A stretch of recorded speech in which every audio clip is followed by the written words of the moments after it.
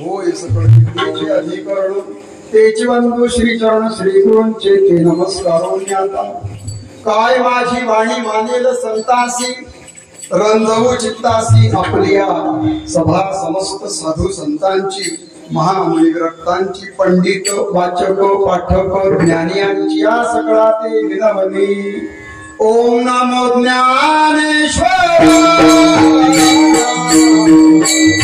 ओम नमो ज्ञानेश्वर ओम नमो ज्ञानेश्वर ओम नमो ज्ञानेश्वर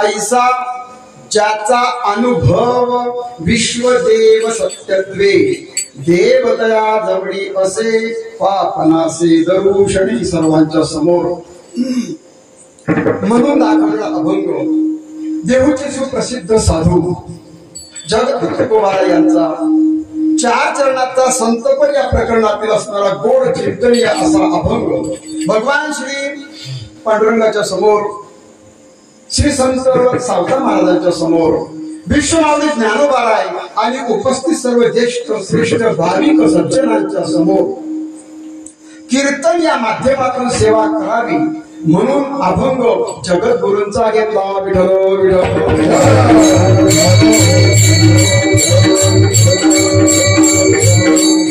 अभंग संतपर या प्रकरणातला आहे. गाथ्यामध्ये संतपर हे प्रकरण आहे. नामपर भक्तीपर स्थितीपर उपदेशपर असे प्रकरण पैकी संतपर हे एक प्रकरण आहे आणि त्याच्यामध्ये 227 अभंग आहे. किती? 227. त्या 227 अभंगांपैकी गाथ्यामध्ये मामासाहेबांचा जो गाथा आहे त्याच्यामध्ये 2193 क्रमांकाचा अभंग आहे आणि 227 पैकी संतप्र प्रकरणात 15वा क्रमांक या अभंगाचा आहे.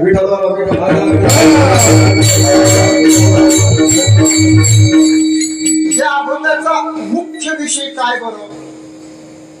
एका शब्दात किंवा एका वाक्यात जर सांगायचं असेल संपूर्ण अभंगाचा भाव आपण बघू पण या अभंगाचा काय असं सांगायचं या अभंगात महाराजांना तर या अभंगामध्ये वर्णन जरी संतांचं संतपर म्हटल्यानंतर संतांचं वर्णन आलं पाहिजे पण कुठेही संत हा शब्द अभंगात वापरलेला नाही. अभंगामध्ये संत शब्द आला नाही कोण्या संतांचं नाव नाही पण संतांचं अनुभवाचं प्रगटीकरण करणारा अभंग आहे. संतांचं लक्षण सांगणारा अभंग आहे पण त्याच्यात पण लक्षण कोणतं? बाह्य नाही अंतरंग लक्षणाचं वर्णन करणारा आणि अनुभवाचं प्रगटीकरण करणारा असा हा संतांचं वर्णन करतो पण असा गोड अभंग आहे.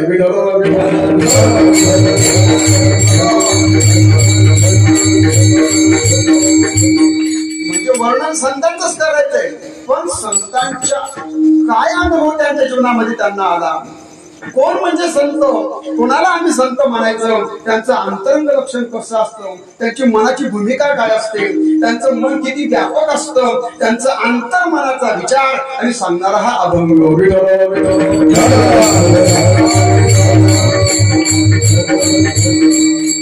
बाहेरून काही लक्षण असतात संतांचे बाहेरून दिसतात. आता बाहेरून दिसण्यासाठी काय आवश्यक आहे? एक म्हणजे तुमचा वेश.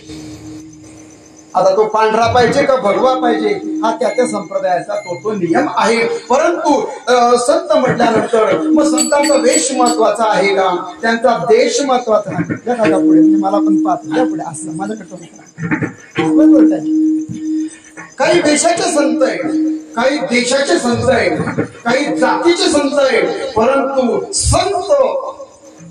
संतांचा जर विचार केला तर संतांच्या ठिकाणी देश पण महत्वाचा नाही, वेश पण महत्वाचा नाही.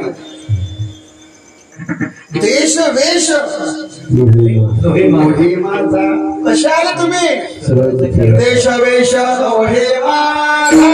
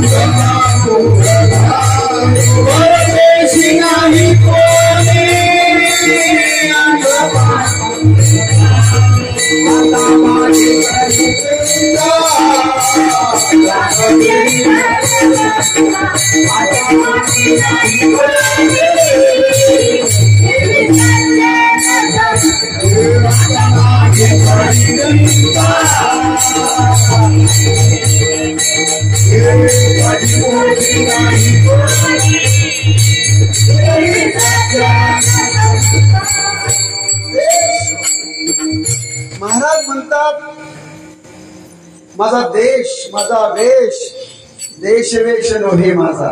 मी जो दिसतोय ना महाराष्ट्रामध्ये पुणे जिल्ह्यामध्ये देहू नावाचं गाव आहे, तिथे मी जन्माला आलोय, तिथे अवतरला आलो. हा देश पण माझा नाही. जसं मी दिसतोय ना, मी जसं दिसतोय तसं मी नाहीये, आणि जसा मी नाही तसा तुम्हाला दिसतोय. देश वेश नव्हे माझा.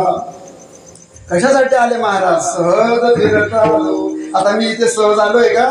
नाही ना महाराज, मी तारीख घेऊन आले, ठरवून आले. ठरवून म्हणजे पैसे नाही बरं, त्याच्यातला मी महाराज नाही. आमची खानदेशी भाषा आहे. पैसे ठरवणारे महाराज नाही, आणि जे ठरवतील त्यांना तुम्ही बघा बा काय करायचं. पण आमच्या नियमात ते बसवतील. सहज फिरत आलो, करू सत्ता कोणावरी. कोणावर मी सत्ता करणार? मी तुमच्यावर सत्ता करू की माझ्यावर करू की माझ्या कुटुंबांच्या लोकांवर करू? अरे माझी पत्नीवर सत्ता नाही, माझ्या मुलांवर सत्ता नाही. जाऊ द्या, बाहेरचं जग असेल आपलं कोणी ऐकत नाही, पण माझी सत्ता माझ्या देहावर सुद्धा नाही, माझ्या इंद्रियांवर सुद्धा नाही. देश वेश करू सत्ता कोणावरी, कोठी स्थिर राहिलो. पाय डोळे म्हणता माझे. हा माझा डोळा आहे, हा माझा हात आहे, हे माझं नाक आहे, मी म्हणतो, पण माझा कानावर सुद्धा सत्ता नाही. आमच्या कानाला ऐकू येत नाही. मग तुमची सत्ता उत्तम कान बहिरे झाले कसे? बहिरा झालो या जगी. त्याचं मी कारण सांगितलं पण ते सांगायचं नाही. मुका का झालो, बहिरा का झालो, पाय का डोळे पडले, या इंद्रियांवर माझी काही सत्ता नाहीये. मग तुम्हाला मी काय सांगणार? मुद्दा काय झाला? हे संत मग वेशाने संत होऊ शकत नाही, देशाने संत होऊ शकत नाही. एखाद्या जातीमध्ये जन्माला आले म्हणून तुम्ही संत होऊ शकत नाही, एखाद्या पंथाचे तुम्ही संत होऊ शकत नाही. मग कोण संत? तसं पंथाचा पण महत्व आहे, वेशाला पण महत्व आहे. आता मी जर सूट पॅन्टवर आलो असतो तर तुम्ही काय केलं असतं? काहीच केलं नसतं, पण कीर्तन करू दिलं नसतं. म्हणजे मला कीर्तनासाठी वेश, तर माझा तो वारकऱ्याचा जो ड्रेस आहे, वेश आहे, त्या वेशामध्ये यावं. म्हणजे समाजामध्ये जर राहायचं असेल तर पूर्ण कपडे घालावे लागतील की नाही? पण लंगोटी लावणारे साधू सुद्धा आहेत, भगवीधारी आहे, काही नग्नधारी आहे, की वाताहारी पवनाहारी. परंतु समाजामध्ये दोन प्रकारचे संत सांगितले जातात. एक संत असे आहे या जगाला काही सांगण्यासाठी आले, या जगाला शिकवण्यासाठी आले, या जगाला सन्मार्ग दाखवण्यासाठी आले. काही संत जबाबदारी घेऊन आले आणि काही संतांवरती जबाबदारीच नाही. कशाची जबाबदारी नाही, कोणते कपडे घालावे जबाबदारी नाहीये.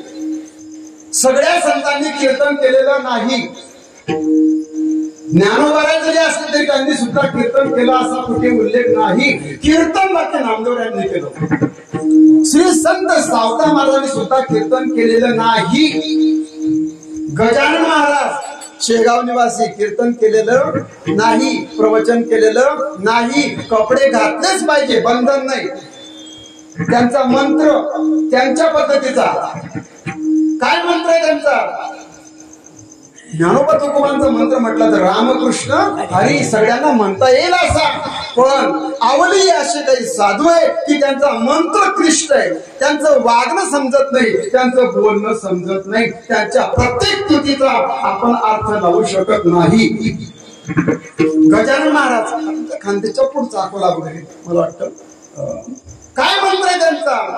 गण गण गणात गण गण गणात गण गण गणात होते, गण गण गणात गण गण गणात गण गण गणात होते, गण गण गणात गण गण गणात गण गण गणात होते, गण गण गणात गण गण गणात. काय समजलं तुम्हाला? सांगा मला तुम्ही. या मंत्राचा अर्थ काय समजला? चांगलं समजत नाही. गण गण गणात बोतेचा अर्थ काय? रामकृष्णाने समजलं, श्री विठ्ठल विठ्ठल समजलं, एकाक्षरी दोनाक्षरी सगळे मंत्र समजले. पण यांचा मंत्र, यांचा वेश, अरे कपडेच नाही अंगावर, बंधन नाही. मग अशा महात्म्यांनी उपदेश केला नाही, अशा महात्म्यांनी काही कृती केली नाही. पण त्यांचं असणं या जगामध्ये सुद्धा जगाचं कल्याण त्यांच्या नुसत्या आसण्याने आहे. अरे ते बसतील तर जागा पवित्र होती. ते जिकडे पाहतील ती दिशा पुनीत होते. पुनीत केले विष्णुदासी संगे आपुलिया दोषी. त्यांच्या संपर्कामध्ये, त्यांच्या जवळ तुम्ही गेले, त्यांचं दर्शन जरी घेतलं तरी तुमचं कल्याण आहे. त्यांनी जर का तुमच्याकडे पाहिलं नुसतं, पाहण्याचे पण काही कृपा बरं का, कृपेनं पाहणं, प्रेमानं पाहणं, द्वेषानं पाहणं. एखाद्याकडे आपण द्वेषपूर्ण पाहतो. मग भाऊ आमच्याकडे म्हणे नजर बाधा झाली. कशी काय झाली? आपल्या बाळाला नजर कोणाची लागली? उतरवता का नाही? आई काय करते आता बघा, छोटीशी रुक्माई बघा, मुक्ताबाई आमच्या, तिला नजर लागू शकते का? ती गोड आहे, सुंदर आहे. बाळाला नजर काय लागली? पाहणाऱ्याच्या नजरेमध्ये काय झालं? बाई किती सुंदर आहे असं जेव्हा आपण पाहतो, आई म्हणते माझीच नजर लागली की काय? मावशीची पण लागू शकते, काकूची पण लागू शकते. बरं, म्हणून आई पाचताना पत्रा खाली घेते का? ती आपल्या बाळाला पितांना सुद्धा पाहत नाही. पतीला काय कोणालाच पाहू देत नाही आपल्या बाळाला, आणि बाजूला जाते. आता तुम्ही पंढरपूरला गेला असाल, पंढरपूरला मोठ्या मोठ्या यात्रेमध्ये एक कक्ष केलाय, त्याला बरंच म्हणतात काहीतरी. म्हणजे बाळाला जर पाजायचं असेल ना तर छोटीशी रूम गेली असते बघा, तिथे जायचं आणि बाळाला पाजायचं. म्हणजे माझं बाळ पितांना कोणी पाहू नये असं आईला वाटतं. मुद्दा काय झाला? नजर, ती नजर तुमची दोषपूर्ण असेल तर नजर लागू शकते. पण एखाद्याची काय आहे? कृपेनं पाहिलं. संतांच्या कृपेमध्ये कल्याण आहे, आणि आपल्या दृष्टीमध्ये पाप असेल, दोष असेल तरी समोरच्यावर त्याचा परिणाम होतो.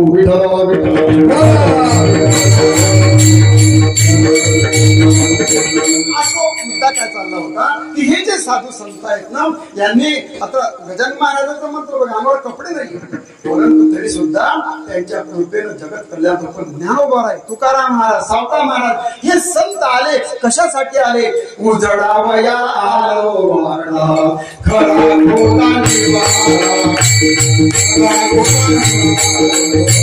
खरा खोटा निवारा, उजडावया आलो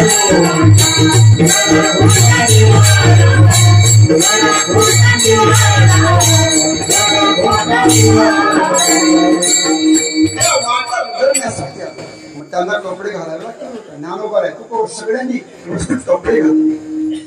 मग या लोकांना समजेल असा उपदेश केला, ग्रंथांची निर्मिती केली, अभंगांची निर्मिती केली, जबाबदारी घेऊन आले. ज्ञानोबांना वाईट टाकलं सगळं तुम्हाला माहिती आहे. निवृत्तीनाथांना म्हणतात, दादा आपल्याला पैठणला जावं लागतं. का बरं? म्हणे शुद्धीपत्र घ्यायला. अरे कशाला शुद्धीपत्र? आपण कोण आहोत? निवृत्तीनाथ हे त्र्यंबकेश्वरून आले बरं का, गुरूंच्या घरून आले. गुरूंचा प्रभाव, गुरूंचं ज्ञान प्राप्त केलेले बोध संपन्न असे महात्मे. जेव्हा माणूस ज्ञान संपन्न होतो, गुरूंची कृपा जर झाली ना एखाद्यावरती, तर सगळ्या जगामध्ये आनंदच आनंद आहे, दुःखाचा विचारच नाही. अवघीची त्रैलोक्य आनंदाची ही गुरूंची कृपा झाल्यानंतरचा अनुभव आहे. तसं निवृत्तीनाथ अशा व्यापक बोधावर गेले. अरे या विश्वामध्ये आता सर्व दूर मला चराचरामध्ये परमात्मा दिसतोय, मला आता शुद्धीपत्राची गरज नाही, काही गरज. पण माऊली म्हणतात नाही नाही, या समाजामध्ये आपण आलो दादा तर आपल्याला यांच्या रीतिरिवाजाप्रमाणे वागावं लागेल. इथले नियम काय? असं गावामध्ये राहायचंय ना, आमच्या नियमात राहा. आमच्यामध्ये ग्रामपंचायतीत पाणीपट्टी भरावी लागेल. पाणी पिताय महाराज तुम्ही? म्हणे मी फक्त पितोय बाटल्याच्या बाटल्या, पण पैसे देणार चालत नाही, पैसे भरा. मुद्दा काय झाला? तिथल्या नियमामध्ये मला राहावं लागेल. त्यांनी एखाद्याच्या घरी गेलो, त्यांच्या नियमात राहू का आपल्या नियमात आपण राहू? ते जिथे झोपवते तिथे आपण झोपू. नाही नाही मला गादीच पाहिजे भाई, घरी गादी पाहिजे. तुम्ही देता तो वाचवला. म्हणजे त्यांच्या घरी ते जे खाऊ घालतील ते आपण खाऊ नाही. म्हणे मला दूध पोळी पाहिजे. बरेच महाराज नखरे म्हणत होतो मी, पण तो शब्द बरोबर नाही. मला काही हे चालत नाही, मला काही ते चालत नाही. अरे मग तुला हे चालत नाही भाऊ, मग आम्हाला तू चालत नाही, असं लोक म्हणू शकतात. पण तुम्ही कोणी म्हणत हा तुमचा काय आहे? मोठेपणा आहे. आम्ही जे म्हणू ते तुम्ही खायला देतात, हा तुमचा मोठेपणा आहे.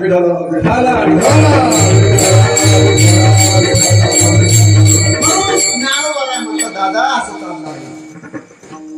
शुद्धीपत्र घेऊ, ते आपल्या जातीत घेतील तेव्हा आपले विचार. आपण कोण आहोत हे आपल्याला माहिती पाहिजे. यांना कुठे माहिती?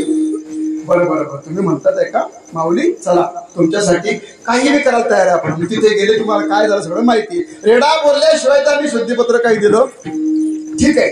आणि जेव्हा ज्ञानोबांचा रेडा बोलला आणि मग ज्ञानदेवाचे ज्ञान ईश्वर झाले आणि एकाच्या डोक्यातून गजर बाहेर पडला, ज्ञानेश्वर महाराजांचा जय जयकार असो. आणि तिथून संतत्व प्रकट झालं आणि मग ज्ञानोबा अमृत अनेक ग्रंथांचा मुद्दा काय चालला. मग असे जे संत आहे, आज एवढी प्रस्तावना लांबली, परंतु महाराज हे कीर्तन कशासाठी ते सांगितलं तुम्ही. म्हणून कीर्तनाच्या अगोदर 2 मिनिटं परिहार असा द्यायचा. अखंड हरिनाम कीर्तन सप्ताह, आसेगाव तालुका, गंगापूर जिल्हा, संभाजीनगर, छत्रपती संभाजीनगर. अशा या महाराज नुसतं संभाजीनगर बोलू नका, छत्रपती म्हणा. छत्रपती संभाजीनगर जिल्ह्यात आपण बोलतोय. आणि अशा या आपल्या पवित्र गावामध्ये श्री संत सावता महाराजांच्या पुण्यतिथी महोत्सवाच्या निमित्तानं हा सप्ताह किती वर्षापासून आहे? 27 वर्षांपासून अखंडपणे चालू आहे. सर्व ग्रामस्थ, भाविक, सज्जन, भजनी मंडळ, माता भगिनी, सगळे महिला भजनी मंडळ, पुरुष भजनी मंडळ, आजूबाजूच्या गावातील सर्व. आणि या आपल्या परिसरामध्ये महान साधू होऊन गेले, आदरणीय, वंदनीय, परम प्रातस्मरणीय सददेवजी महाराज आणि आपल्या काकांच्या अध्यक्षतेखाली संपूर्ण गाव, संपूर्ण हा परिसर त्यांना एक ज्येष्ठ श्रेष्ठ आणि अशा पद्धतीने पाहतो. आणि विशेष महत्वाचं असं आहे, त्यांना माझा नमस्कार आहे. का बरं? एक म्हणजे ते ब्राह्मण आहे, भूदेवाय नमः. एक बरं का, सगळ्यात महत्वाचं काय तर ते भूदेव आहे. आणि दुसरी महत्वाची गोष्ट की ते माळकरी. बऱ्याच ठिकाणी तुम्हाला हे दिसणार, ब्राह्मण असतील पण माळकरी असतीलच असं दिसत. तुळशीची माळ कोणी जास्त घालत, मला वाटतं 10 पैकी एखादी 2 ठिकाणी तुम्हाला दिसेल. पण आपल्या परिसरात बाप्पा कीर्तन आपल्या मोठ्यात झालं होतं बघा, पैसे घेत नाही. काय त्या म्हणजे एक म्हणजे ब्राह्मण आहे, दुसरे म्हणजे माळकरी. वारकरी संप्रदायाची आणि धोरा त्यांच्या खांद्यावर आहे. आणि सगळा परिसर त्यांना एक पूजनीय अशा दृष्टिकोनातून पाहतो. आज ते माझ्या या ठिकाणी उपस्थित आहे. त्यांच्याही पायावर माझं काय मुद्दा काय चालला की संत सावता महाराजांच्या, काय शब्द वापरला मी, पुण्यतिथी महोत्सव. एक म्हणजे महाराज तुम्ही पुण्यतिथी कसं काय म्हणतात? संजीवन समाधी सोहळा म्हणा. आता संजीवन समाधी सोहळा म्हणायचं का पुण्यतिथी म्हणायची? तर पुण्यतिथी हा शब्दच बरोबर आहे बरं का. श्री संत नामदेव महाराज पुण्यतिथी, श्री संत सावता महाराज पुण्यतिथी. मग संजीवन समाधी का नको? त्याचं कारण असं आहे की संजीवन समाधी जेव्हा घ्यायची तेव्हा घेतली, एकदाच समाधीला बसले, दरवर्षी बसत नाही. पण त्यांनी जी तिथी निवडली होती संजीवन समाधीला बसण्यासाठी, ती तिथी कोणती आहे? आषाढ वद्य चतुर्दशी, म्हणजे आपला ज्या दिवशी काला आहे ना त्या दिवशी. मग त्या दिवशी जी तिथी होती त्या तिथीला त्यांनी आपला काय केला? देह ठेवला. मग त्या तिथीला त्यांनी काय केलं? पावन केली, पुण्य तिथी. त्या तिथीच्या पुढे काय लावलं? पुण्य लावलं. त्यांच्या जाण्याने त्या तिथीला पुण्यत्व आलं, पवित्रत्व आलं, आणि म्हणून तो दिवस आपल्या जीवनामध्ये महत्वाचा. म्हणून आपण श्री संत सावता महाराज पुण्यतिथी असंच म्हणावं. विठ्ठल विठ्ठल.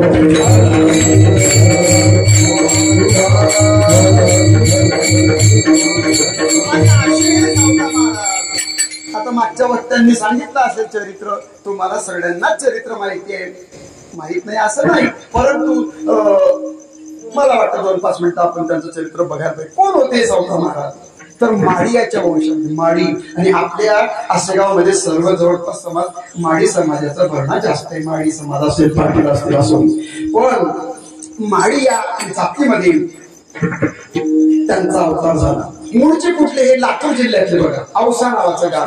तिथे यांचे आजोबा राहायचे, देऊ त्यांचं नाव. त्यांना 2 मुलं, डोंगरोबा आणि परसोबा. डोंगरोबा हे महान साधू होते. ते जे तीर्थयात्रेला गेले तर आलेच नाही परत, वैराग्य. पण तिथून त्यांची पंढरपूरची वारी असायची, आणि पंढरपूर जाता येताना आरण नावाच्या गावावरून ते जाणं त्यांचं असायचं. पण आता जिथे ते राहत होते, सांगली तालुक्यात ते गाव आहे, औसा, औंध त्याला म्हणतात. पण त्याच्या जमिनी अशा बरड होत्या, खडकाळ बरड, अशा मुरमाड जमिनी अशा. आपण आरण नावाचं जे गाव होतं त्या गावाची भूमी सुपीक भूमी, काळीची जमीन, पाणी भरपूर, सुजलाम सुफलाम असं. मग येता जाता काय झालं? मग डोंगरोबा गेले परसोबा. आता त्या परसोबांना मुलगा झाला सावता. आता त्यांना साव, आता त्यांच्या आईचं नाव आहे नंगिताताई, परसोबा नंगिता. यांच्या पोटी हे रत्न जन्माला आलं. आता सावता शब्दाचा काय अर्थ आहे? साव, साव शब्दाचा अर्थ आहे प्रामाणिक. आपण म्हणतो साव, चोर आणि साव. साव म्हणजे पवित्र मनाचा, साव म्हणजे सज्जन व्यक्ती. आपण म्हणतो माणूस साव आहे, एकदम तुम्ही त्या पैसे काही चिंता नाही, अरे आपला विश्वास आहे महाराष्ट्रावरती. साव, आपण म्हणतो लय साव चाललाय तो आहे, आपण म्हणतो की लब्बाड आणि साव. आता तुमच्या लक्षात बघा, साव शब्दाचा अर्थ सज्जन, साव शब्दाचा अर्थ प्रामाणिक, साव शब्दाचा अर्थ भक्त. कोणाचं जीवनामध्ये वाईट होऊ नये या भूमिकेत ज्यांचं जीवन आहे असे साव, त्यांचं नाव होतं साव. पण पुढे त्यांना लोक सावतोबा असं म्हणू लागले, आणि ते सावतोबा. मग त्यांचं लग्न. आता काय झालं? त्यांचे जे वडील होते, मग त्यांनी बघावं की अरे आपण तिथे न राहता आरणला येऊन राहायचं, आणि तिथे एका मंदिरामध्ये ते थांबायची. मग होता होता काय झालं? आता तिकडची जमीन विकली का इकडे घेतली, ते जेवढ्या कुठाण्यात पडू नका तुम्ही. म्हणजे तुम्ही म्हणा मग कशी काय विकली आणि काय भावाने गेली, तुम्हाला काय मग रोडच होती का? अरे त्या जमिनीचे लय वाद आहे 2-4 खेड्यामध्ये, गाणेगाव एमआयडीसी, करोडी एमआयडीसी, आसेगाव, किती वाद, किती तारखा चालू कोर्टामध्ये. अरे रे रे बापा, पैसा वाढला, जमिनीचं हे झालं, वाद वाद वाद. आपण त्या वादात काही पडू आणि आपलं काय करायचंय? वाद असो पण वाद मिटवून टाका अशी माझी इच्छा आहे. जे असं इथे काय झालं? मग त्यांना काही जमीन भेटली.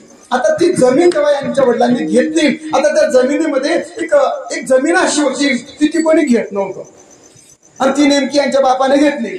आता तिथे होतं म्हसोबाचा दगड, पिढ्यान पिढ्या. आता बरेच ठिकाणे हे मुंजोबाचं स्थान आहे, हे फलाण्याचं आहे, हे आमकाच आहे, मग ते घर कोणी घेत नाही.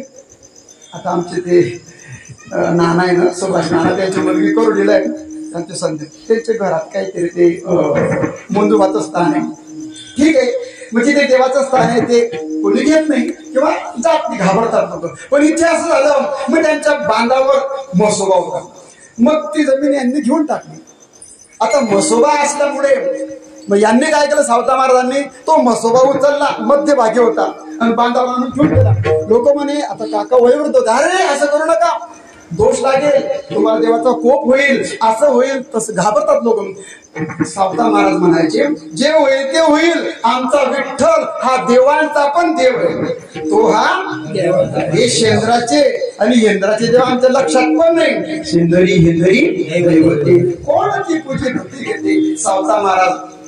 महात्मा फुले अशी त्यांनी क्रांती केली, अंधश्रद्धा निर्मूलन केलं. अरे हे दगडाचे देव तुम्ही का बसता, हा देव तुमचं माझं काहीच करणार नाही, आणि मी काही त्याला फक्त उचलून बाजूला ठेवतो आहे. आणि त्या मसोबाला बांधा म्हणून ठेवलं. लोक म्हणे पाहा तुम्ही काय होईल, आम्ही अरे देव पाहून गेल, माझा विठ्ठल कसा आहे, समर्थ आहे. म्हणजे तिथे त्यांनी अंधश्रद्धेला खत पाणी घातलं नाही, आणि तो मसोबा कुठे आला, बांधावर, आणि जमीन तयार झाली. आता तिथे विहीर आहे बरं का. आजही तुम्ही जर गेले, आरम आणि भेंडी असे जवळ गाव आहे, तिथे विहीर आहे, ती त्यांच्याच पूर्वजांची. त्या विहिरीला आजही पाणी, भरपूर पाणी लागलं. जेव्हा तुमचं नशीब दैव अनुकूल असतं ना, तेव्हा तुम्ही काही करा, चांगलं होत असतं. भाग्याचे भरसे, उद्यमाचे विसे, संपत्ती जात अपैसे घर देईल. आपलं दैव, आपली कर्म चांगले पाहिजे. कर्म जर चांगलं असेल तुम्ही काही करा. प्रामाणिकता, सचोटी जर असेल तर देव सुद्धा काय करतो, सहाय्य करतो. पाणी भरपूर होतं, सुजलाम सुफलाम जमीन. परंतु मग वडिलांची वारी पंढरपुराची होती. त्यांनी सांगितलं, ही पताका आता तू काय कर, पंढरपूरला घेऊन जायचं, आपला नियम आहे वारकरी. पण सावता महाराजांनी जेव्हा त्यांच्या वडिलांची पताका खांद्यावरती आली, त्यांनी पाहिलं कर्म, प्रत्येकाचं कर्म, कर्मानेच तुमचा उद्धार होणार आहे, कर्मानेच आपण श्रीमंत होणार आहे. उद्यमेनेही सिद्ध्यंते कार्याने, किंवा साधी म्हणे उद्योगाचे घरी रिद्धी सिद्धी पाणी. जो सकाळी लवकर उठतो, काम धाम करतो, आता सावता महाराज माडी समाजाचे. आणि सावता महाराज माड्याच्या पुढे आले, पण माडी समाज हा, तुम्ही सर्व माडीच आहे, पण माडी समाजाची व्यक्ती ही कष्टाळू असते, जिद्दी असते. शेत करावं तर माड्यानेच, पुष्कळ जातीचे लोक असतील, पण माड्यासारखी शेती कोणीच करू शकत नाही. भाजीपाला पिकवावा त्यांनीच, एक फुटभर जागा रिकामी नाही, फुटाचं नाही. आणि आता तर आम्ही फुट काय महाराज, अरे इंच गाय जाऊ देत नाही. जमिनी झाल्या कमी, उत्पन्न आता ते अण्णा काय म्हणते, कपाशीमध्ये आम्ही काय होता तुम्ही मूग, आतापर्यंत वाढवडला नुसत्या कपाशा टाकल्या, कपाशाच घेतल्या, कपाशीपर्यंत मध्ये काहीच घ्यायचं नाही. पण यांनी आंतरपीक घ्यायला सुरुवात केली. म्हणजे कपाशी मोठी होते तोपर्यंत मूग निघून जातो, आणि मूग निघाला की कपाशी पहरते. 2 पटीचं अंतर, म्हणजे मूग पण आला, कापूस पण आला. पण मागच्या पिढ्या फक्त कपाशी घेतल्या बघतो, बस कपाशी घ्यावी का नाही, वावरं विकून टाकली. परंतु सावता महाराजांनी मग आपला मळा आणि जमीन, कष्ट जेव्हा केले, ती जमीन बरड असेल कशी असेल, पण कष्टाने त्याला सुजलाम सुफलाम केली. आणि मग आता मोठेच झुडझुड पाणी, आणि मग त्यांनी आपलं कर्म करावं. पंढरपूरला शक्यतो जाऊ नये, कर्मावर लक्ष द्यायचं. पण त्यांचा भाव असा होता, आता त्यांची जी पत्नी होती, जवळच एक कुटुंब होतं भावनासेठ नावाचं, सदोबा त्यांची मुलगी, त्यांचं नाव जनाबाई बरं का. आणि मग त्यांच्यापासून दोघांचा संसार सुरू झाला. मग त्यांना झाला मुलगा, विठ्ठल त्याचं नाव. पण तो थोडा मोठा झाला, मरून गेला, देवाच्या मुलगा गेला. मग त्यांना नागो नावाची मुलगी झाली, गोड अशी सुंदर मुलगी. आणि ती नागो आणि यांची ही पत्नी, असं कुटुंब छोटंसं चाललाय, प्रवास चाललाय, संसार चाललाय, सगळं काही चाललंय. आणि मड्यामधून काही दिंड्या जायच्या. मग सावतोबांनी काय करावं, आपल्या मड्यातून जेवढे काही दिंड्या जातील त्यांना पाणी असेल, काही खाणं पिणं असेल, जेवण असेल करावं.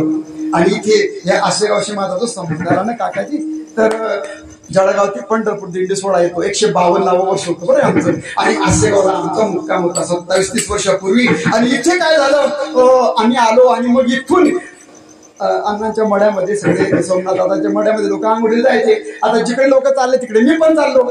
अधिक महिना होता, 700 लोक दिंडीमध्ये होते, आणि आंघोळीला गेलो यांच्या मड्यामध्ये. आता पाणी चालू होतं मस्त, आणि त्या पाण्यामध्ये आंघोळ चालू होती. कोरा चहा तो पण वाटणं चालू होता. म्हटलं काय सज्जन लोक आहे हो बापरे, आपलं काही घेणं नाही देणं नाही, यांचं पाणी आम्ही घेतोय, यांच्या मळ्यात आम्ही आंघोळ करतोय आणि आम्हाला आंघोळ पण करू देत आहे, हे घ्या ते घ्या. आणि चहा बी लगेच गंध लावला, मी लगेच चहा आली आणि त्या आमच्या रुक्मण अक्का त्या आमच्या दिंडीमध्ये आल्या. खूप परिचय झाला, एवढा झाला की माझा काय सांगू तुम्हाला, इथपर्यंत झाला 30 वर्षापासून. मुद्दा काय झाला, मासा बुडावरचा मळा तसं सावतोबांच्या मळ्यापासून काही दिल्ल्या जायच्या, आरंभपासून फक्त 35 किलोमीटर पंढरपूर आहे. मग वारकऱ्याची सेवा यांनी करावी. आणि तुम्हाला सांगतो, तुमच्या तोंडावर स्तुतीने करता येईल, पण माडी समाज आणि शिंपी समाज प्रेमळ आहे, मायाळू आहे, प्रेमळ आहे. म्हणजे आता मग मराठी पाटील कोणी असतील, आम्ही काय नालायक आहे का, असं नाही बरं, सगळेच प्रेमळ आहे.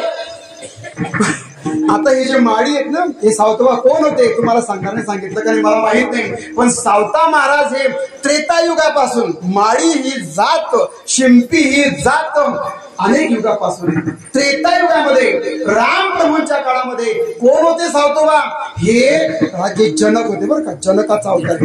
जनक महाराज हे सावता महाराजांचा मूळ अवतार आहे. त्रेतायुगात जनक कोण होते, सीतामातेचे रामाचे सासरे, देवाचे सासरे, आणि ते आपल्या जातीमध्ये संत आहे.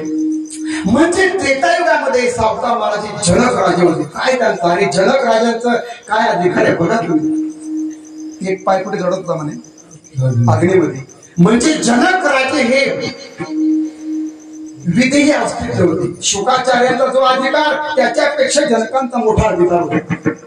शुकाचार्यांना लंगोटीचा अभिमान झाला, शुका थांब, शुक थांबत नाही, पण बाप म्हणतात व्यास महाराज जातो का बेटा, जातो, परंतु एक लक्षात ठेव, जाता जाता एकदा तरी जनकांची भेट घे, जनकांच्या राज्यात जा, म्हणजे तुझा अभिमान तरी जाईल. हो, ते तुम्हाला सर्व माहिती आहे. मुद्दा काय झाला, आणि मग त्रेतायुगातले राजे जनक निर्गुणाचे उपासक होते. त्यांना आपल्या पोटामध्ये देवाला साठवता आलं निर्गुण, ज्याला गुण नाही, ज्याला नाव नाही, असा देव, त्या देवाची उपासना करायची, चराचरामध्ये भगवान बघायचे. आणि म्हणून त्यांना असा जावाई मिळाला की ब्रह्मांडाचा मालक. चला, युग बदललं, द्वापार नावाचे युग लागलं, आणि त्या द्वापार युगामध्ये भगवान कृष्ण परमात्मे कृष्ण झाले, आणि हे झाले पेंद्या. त्रेतायुगामध्ये कोण होते, जनक, आणि द्वापारामध्ये कोण, पेंद्या. वाकड्या, वडजा, सुदामा, पेंद्या, मधुमंगल असे देवाच्या मित्रांचे नाव होते बरं का. काय नाव आहे, मधुमंगल, काय नाव आहे, ऐका कोणाचं नाही, आमच्या गावातल्या मुलाचं काय नाव, रमेश, जयेश असं नाव आहे, पण नाही, मधुमंगल, पेंद्या, वाकड्या, वडजा. आणि हा पेंद्या देवाचा अंतरंग भक्त बरं का, खूप आवडायचं देवाला, बोबडा बोलायचा. आणि हे द्वापार युगामध्ये पेद्या झाले, आणि कलियुगामध्ये हे झाले श्री संत सावता महाराज. सावता महाराज की जय. आणि हे सावता महाराज, मग त्या 2 अवतारामध्ये त्यांना देवाला फक्त देवाची मैत्री करता आली, देवाला जवळ करता आलं, पण देवाला पोटामध्ये साठवता आलं नाही. मग ते म्हटले मी अजून जन्म घेईल, आणि देवा तेव्हा तुमचा भक्त होईल, आणि तुम्हाला अख्खाच्या अख्खा पोटामध्ये घालून घेईल. मला असं वाटतंय, आपण म्हणतो ना, अरे इतका गोड आहे हा मुलगा, असं वाटतं पोटात घालून घेऊ, असं म्हणतं की जरी विद्या शिकायची असेल ना, एखाद्या पोटामध्ये बसून शिकायची. आपण म्हणतो की स्वयंपाक शिकायचा असेल सुनेला, सासूच्या पोटात बसून जा, पोटात सासूला चिरा आणि बसा, असं नाही, म्हणजे सासूला गोडगोड बोला. मग खोश शिकायचं ना, अरे मग कोणाच्या तरी आपण जवळ जाऊन शिकायला पाहिजे तसं. आणि मग हे सावता महाराज आणि अवतारित होतात, आणि त्यांचं मग त्यांची पत्नी पण तशीच व्हावी. मला खुल्लाय, चिंतन चाललंय, पंढरपूरला जाऊ नये, पण जाणाऱ्यांची सेवा करावी. परंतु आज पंढरपुराहून दिंडी कुठे येते माहितीये का, देवाची आरणला येते, त्यांच्या भेटीसाठी येते. आणि असे सावतोबा सर्व संत पंढरपूरला येतात, पण विठ्ठल आणि रखुमाई विचार करतात. रखुमाई विचारते का हो, तुमचे विश्वामध्ये भरपूर भक्त आहे, पण असा एक भक्त मी पाहते की तो तुमचा भक्त म्हणवतो, माळकरी आहे, पण तुमच्या दर्शनाला काही येत नाही. का बरं तो येत नाही? भगवान म्हणतात, आता तुला काय सांगू मी आता. आणि मग अदृश्य रूपानं भगवान मळ्यात आले, तेव्हा त्यांची पत्नी भाकर घेऊन आली होती. केळीचं पान आहे, पानावरती मस्त पाणी शिंपडलं असतं, भाकरी कांदा चटणी सगळं वाढलं आणि पाणी फिरवलं. सावतोबा जेवायला बसणार आणि मग जेवण सुरू झालं आणि पत्नी विचारते, का हो मी तुम्हाला एक विचारू का? आपल्या पतीला भस्कन बोलू नका काही, त्यांच्या परवानगी घ्या. का हो तुम्हाला विचारू का मी? हा बोल, काय म्हणायचं? अहो म्हणजे सगळे पंढरपूरला जातात, तुम्ही काही जाताना मला ते माझं बाशिंग सुटल्यापासून तुम्ही काही पंढरपूरला? हा प्रश्न विठ्ठलाला रखुमाईने विचारला आणि तोच प्रश्न त्यांच्या बायकोने विचारला. देव म्हणे आता चला आपण ते जे सांगतील ना ते आपण आता ऐकून तुम्ही बी ऐका. विठ्ठल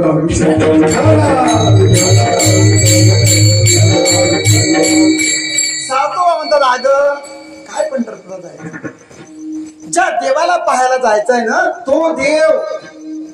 आता एक मिरचीचा दांड होता, कांदे होते लावलेले, लसूण होती, जो खरा शेतकरी आहे ना त्याच्या शेतावरून समजतं की याची लायकी काय. अंगणावरून घर समजतं. स्त्रीचं अंगण किती सुंदर आहे, रांगोळी काढली का, अरे या घरची स्त्री संस्कारी होतं, ताईचा स्वभाव खूप छान आहे असं म्हणतो की नाही आपण. पण अंगणामध्ये घाण असेल, कुठेतरी पाय भरून गेला, अरे अरे काय कसं तरी झालं, पण अंगण स्वच्छ आहे. अंगणावरून घर समजलं, बोलण्यावरून मन समजलं, कपड्यावरून तुमची श्रीमंती समजली. झाड जाणीचे फुले, माणस जाणीचे बोले, भोगे जाणीचे केले पूर्वजन्मीचे. सुंदर मळा आहे. अगं म्हणाले, बघ हा कांदा किती डोलते, कांद्याचे रोप होते, मोडा होता, ती पानं हाडायचे. एक ते नादो मानूर, एक कवी नादो मानूर, काळ्या मातीत मातीत ती पण चालती, ती पण चालती, पण चालती, काळ्या मातीत ती पण चालती, ती पण चालती, पण चालती. पण पुढचं वाक्य, हे पीक हालतंय म्हणाले असं जणू ते काही भजन करतात. ते पीक हालती डोलती, जणू भजन करती, जणू भजन करती, जणू भजन करती. वाव काय गाय नाही. तसे ते पीक तसे हालायचे ना, तसं सावतोबा म्हणायचे, बघ हे जे ज्वारीचं थोट आहे ना हे कसं हालतंय बघ, असं वाटतंय की ते जसं डोलतंय विठुरायासारखं. पीक हालती ढोलती, जणू भजन करती. आता हे कांदा बघा किती हिरवागार कांद्याची पात आहे, आणि त्या कांद्याकडे मी पाहतो ना मला असं वाटतं की माझा विठ्ठल हिरवागार. कांदा मुळा भाजी अवघी विठाबाई माझी, अवघी विठाबाई माझी, अवघी विठाबाई माझी. कांदा मुळा भाजी अवघी विठाबाई माझी, अवघी विठाबाई माझी, अवघी विठाबाई माझी. कांदा मुळा भाजी अवघी विठाबाई माझी. तुम्ही पण कांदे लावता, टमाटे तुम्ही पण, तुम्हाला दिसला का टमाट्यात देव? अण्णा कधी टमाटे बटाटे डोक्यात आहे, बटाटे डोक्यात घुसले, टमाटे घुसले, पण दिसलं नाही देव. पण यांना कांद्याच्या रूपात भगवान दिसला. कांदा मुळा भाजी अवघी, आपला मळात सगळं काही आहे बरं का. आपण जे काम करतो हे जर देवाचं काम आहे किंवा देवाची सेवा आहे असं म्हणून जर केलं तर एक वेगळा आनंद आहे. पण सावतोबाई म्हणावं, बघितलं हा मुळा कुठे असतो? खाली पालावरती, पण एवढा स्वच्छ पाला, टवटवीत पाला पाहिला हिरवागार, असं वाटतं की या मुळ्यात पण भगवान आहे. लसण मिरची कोथिंबिरी अवघा झाला माझा हरी, हिरवीगार कोथिंबिरी. लसणाची पात, कांद्याची पात आणि चराचरामध्ये भगवंताला पाहतात. म्हणजे काय चाललं मग? तर यामुळे मी यांच्यामध्ये देवाला पाहतो, म्हणून देवाकडे जात नाही. या विश्वामध्ये सगळे चराचर जेवढे लोक मला दिसले, माणसं, मुलं, कुत्रे, गाय, जे जे दिसेल ते मला सर्व विश्वामध्ये देव दिसतोय. हे विश्व मला आता विश्व दिसत नाही, मग मला त्या विश्वात देव दिसतो. नाही नाही, हे विश्वच मला देव दिसतं, हा माझा अनुभव आहे. आणि तो अनुभव तुकाराम महाराज सांगतात अभंगाच्या पहिल्या चरणात. हरिराजाचा अनुभव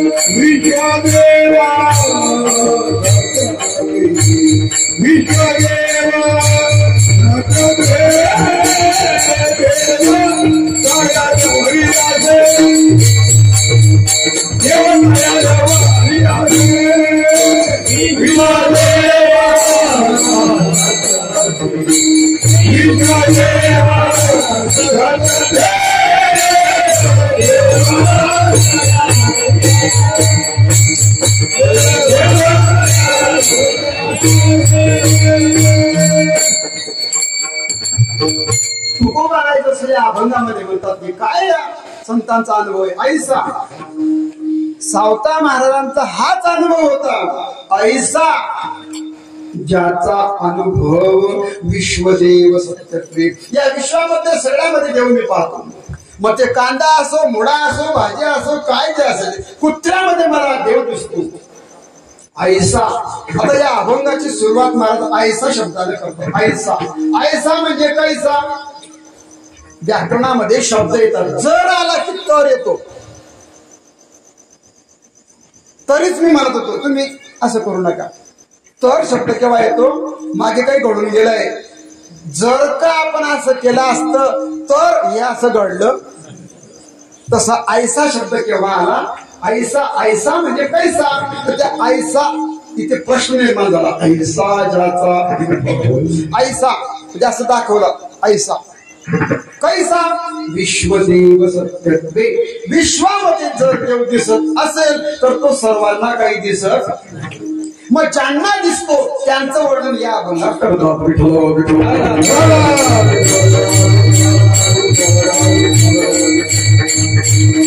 म्हणजे ऐसा शब्दाने काय झालं, अन्यांची व्यावृत्ती झाली. म्हणजे त्यांना फाटा दिला. अरे तुम्ही का म्हण नाही.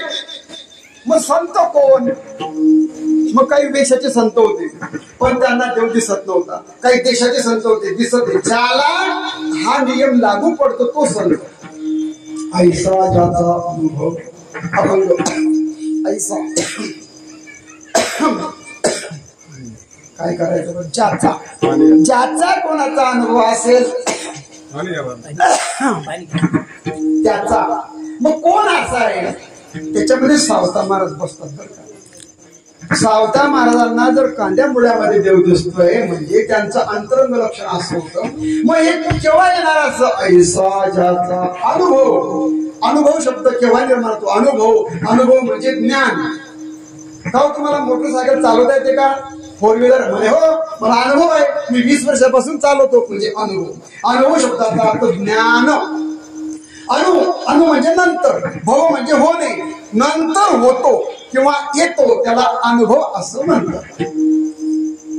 दर दिवाळीला शेतकरी काय होतो, शहाणा होतो. अरे या वावरामध्ये हे टाकायला नको होतं, पण एक दिवाळीला समजलं. मग मी पुढच्या वर्षी ही चूक काही करणार, पण पुढच्या वर्षी दुसरी चूक झाली अजून. अशा चुका करत करतच आपलं चाललंय. म्हणजे दरवर्षी शेतकऱ्याला एक वेगळा अनुभव येत असतो. अरे महेश म्हणे असं करू नका, त्याचं मी ऐकलं नाही. मग आता काय असतं, बाप मुलाचा ऐकतो का मुलगा बापाचा ऐकतो.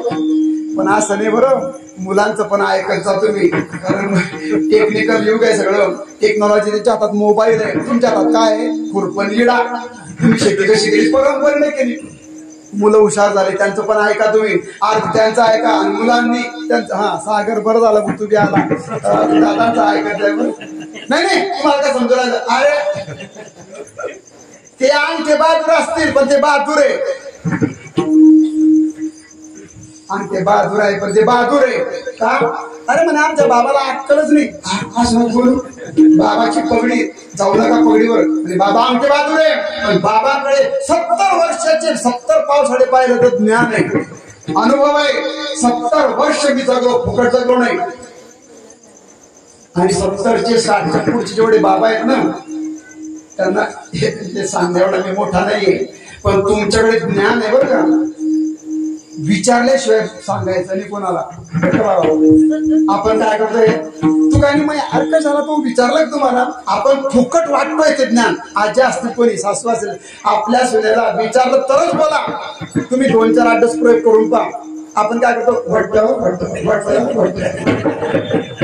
50च्या नंतर माणूस 2दा बोलतो, 60च्या नंतर 3दा बोलतो, आणि 70च्या नंतर बोलतच राहतो. तुम्ही नाही. नातू म्हणता, बाबा तुम्ही शांत बसा ना. म्हटलं असं करू नको, गाडी हळून चालव. आता तो नातू त्या आजोबाचा ऐकत नाही. कसं आहे, ग्रामपंचायतीने काय केलंय, आपल्या गावातली गोष्ट नाही बरं, सगळ्या पानत रस्त्यावरती अशा माती टाकली, चिकणी माती टाकली, म्हणजे हे पडले पाहिजे असं होतं का काय मला काय माहिती. तर पहिले तर रस्ते बरेच आम्ही चालत होते, अशी माती टाकून ठेवली फसत नुसती. आमच्या दादांना थोड्या ड्रॉप टाकल्याशिवाय दिसत नाही. अरे गाडी धीरे, अरे म्हटलं तुम्ही पडसान मला पडसान, रात्री कीर्तन होणार नाही. मी हात धरून कसं काय चालेल. सटकुडी जागा आहे, चिखल असा होता, कडी अगदी कडी आणि वावरात जाणाऱ्या स्तरची टाकली, इकडे टाकली, तिकडे कुठे कुठे टाकून ठेवली. यावर्षी ती माती सगळी बसून जाईल, पण पुढच्या वर्षी कडक होईल. जाऊ दे आता, टाकली तर टाकली, काही बोलू नका त्यांना. पण लय शिवाय घालणार लोक, म्हणजे गाडी चालवणार आहे बरं का. कोणी टाकले असेल तर त्यांच्या पायावर आमचं डोकं आहे. हो, फक्त कोणी पडलं नाही अजून. आता आपण सांभाळून घ्या आपली आपली गाडी. आता त्यांनी टाकली, काय करतात, टाकू दे. आपलेच माणसं आहे, आपले दात आहे, आपले जोड आहे. टाकली हे महत्वाचं. मग कच टाकला पाहिजे बघ. कच येणार आहे, कच बी येणार आहे. तुम्ही कच खाऊ नका. आपण या चिखलामध्ये कसं काय आलो आपण. अरे मी तर कमरावरून बसून गेलो. आता मी कुठे होतो, कुठून आलो हेच मला माहिती. सांगा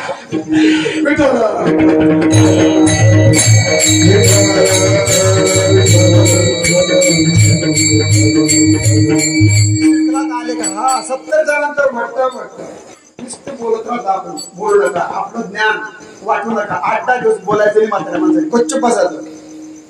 घरात सून म्हणणे, सासूबाई ती बोलत नाही आता म्हणे, ते परवाचं जे कीर्तन झालं ना, ते बाबा सांगून गेले बोलू नका. आमची सासूबाई बोलत नाही. आता बाबा बी म्हणतो गाडी हळू चालव. काय सांगतो बाबा आजी, तिला वाटतं हा पडू नाही भाऊ, व्यवस्थित गाडी चालव, गारा आहे, असं आहे तसं आहे, पैसे नेमके ठेव. आता बाप म्हणतो, आता याला काय केलं, त्या महेशला दिले 3000 रुपये, जाय वावरून मध्ये घेऊन. त्याने काय केलं, पागडी घेऊन मागची केस ठेवला असतो. मग हे म्हणे मागची केस ठेवू नको भाऊ, वरती ठेव, पैसा पडून जाईल. यांचे सगळे पैसे गेले होते 3000 का, यांचे 10,000 गेले होते. आणि तो अनुभव त्यांच्याजवळ होता. अरे माझे गॅस ठेवले होते मागे, फक्त 4 आणे उरले. फक्त त्या दिवसापासून पैसे मी वाच पाकिट मध्ये ठेवतो. आता अनुभव केव्हा आला यांना, 10,000 रुपये दवडले तेव्हा आला. आणि ते आता त्यांना तो अनुभव घेण्यासाठी मागच्या खिशात ठेवू नको, वरच्या खिशात ठेव, हे सांगण्याचा अनुभव 10,000 रुपये घेतले त्या माणसाचे. तो सांगितलं हो, पण तो महेश काही ऐकत नाही. मी का ठेवेल मध्ये मर तिकडे. मी म्हणतो 10,000 माझे गेले, तुझे जाऊ नये भो. म्हणून सांगतो, बापाची कडकड मुलाला समजली पाहिजे, सासूची कडकड सुनेला समजली पाहिजे. का, यांच्याजवळ अनुभव आहे, तुमच्या आपल्याला अनुभव नाहीये. अनुभवी माणसाने वट मध्ये राहायचं. 70-60च्या लोकांनी बोलू नका. तो जर 3दा विचारेल तर एकदा बोला, विठ्ठल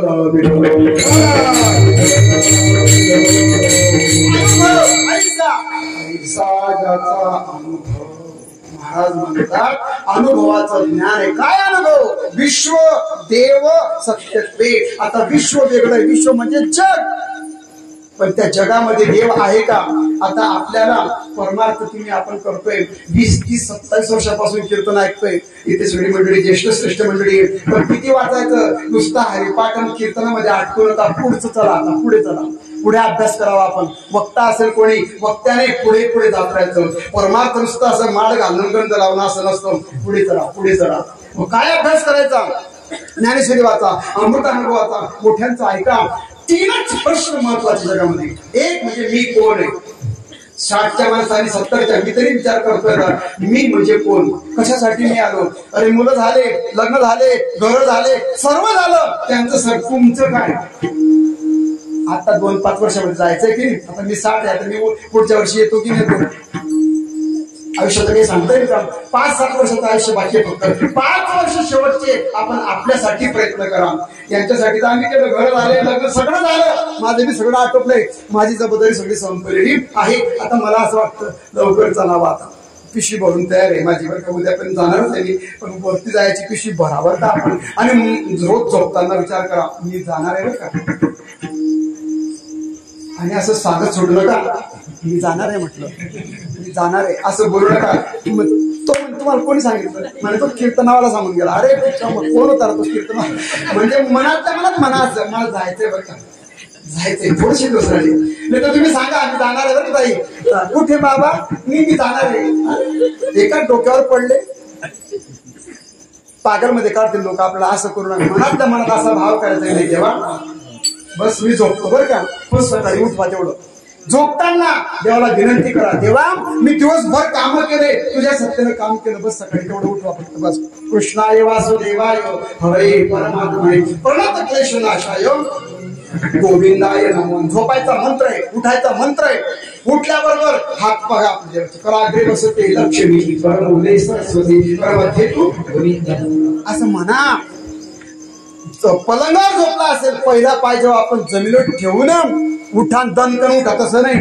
त्याचा बी मंत्र आहे. पाय ठेवायचा. समुद्र वसने देवी पर्वत असताना मंडले विष्णू पत्नी नमस्ते पाद स्पर्श क्षमस्वती. हे माते, हे भूमाते, मी तुझ्यावर आता पाय ठेवते, पण मला तू काय कर, क्षमा कर असं म्हणावं. झोपताना देवाला विनंती करावी, तुझ्या सत्तेने देवा.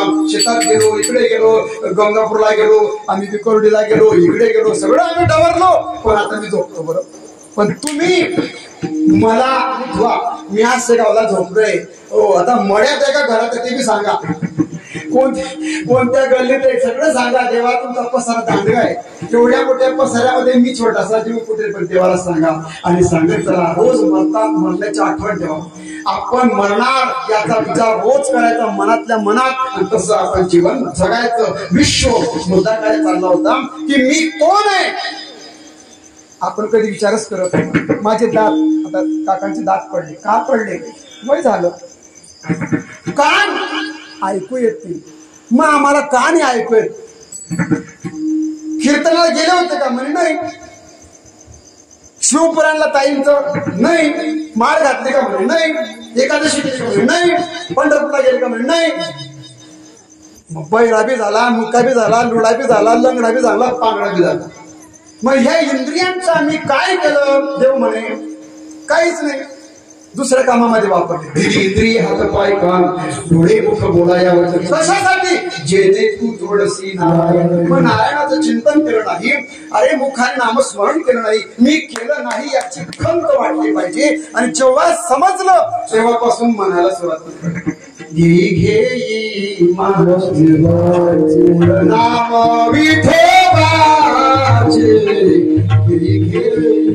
हे सगळं नाही.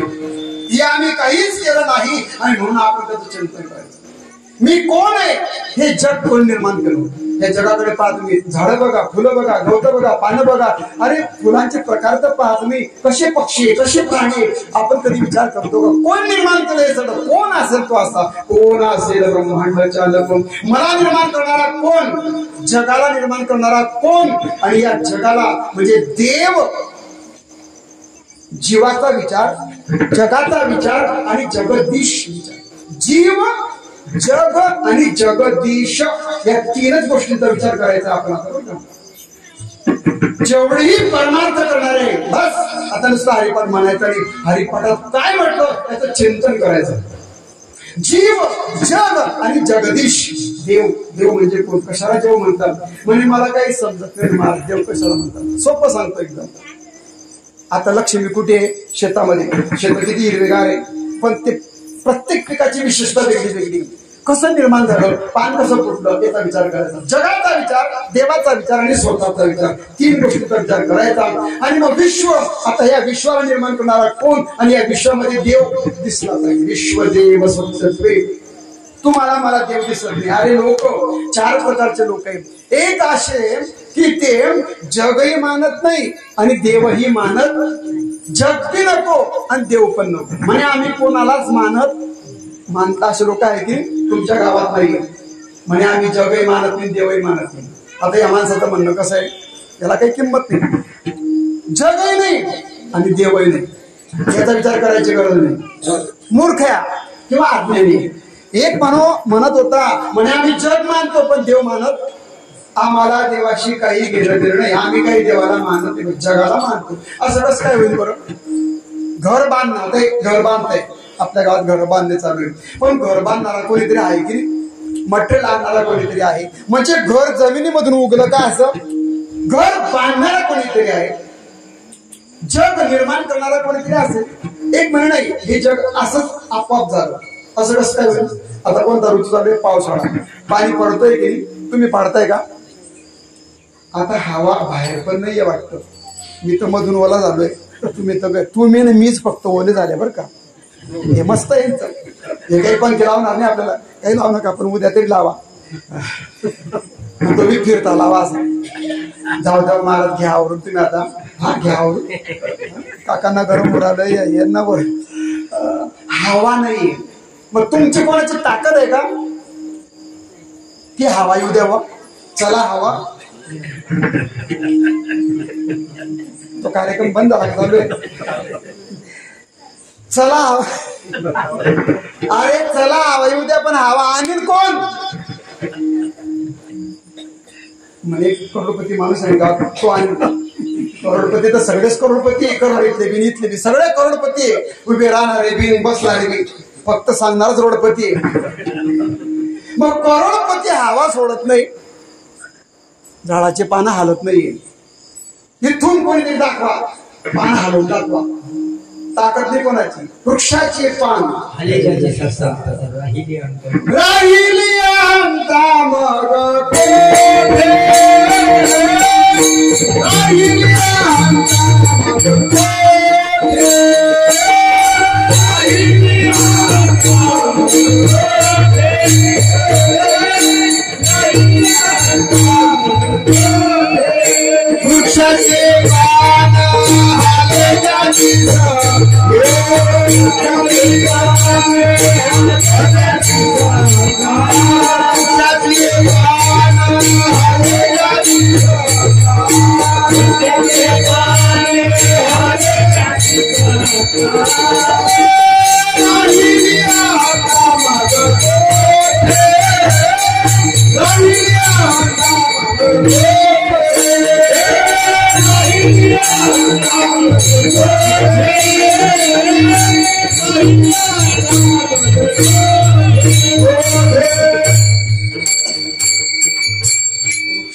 पान आपण हलवू शकत नाही. महाराज म्हणतात तुम्ही रोज चालतात आहे जमिनीवरती, तुम्ही चालतात आहे, तुम्ही बोलतात आहे, तुम्ही खातात आहे, पण कोण चालवतं. चाले हे शरीर, चाले हे शरीर कोणाची असते, आले हे शरीर कोणाची असते.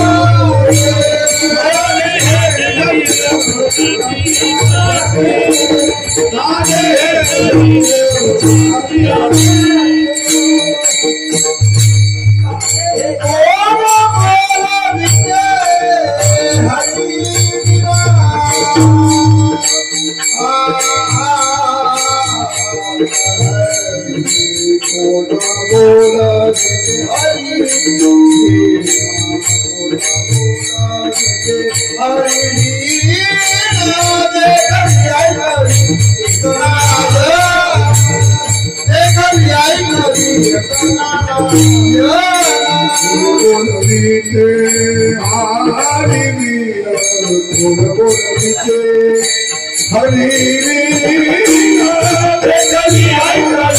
शरीर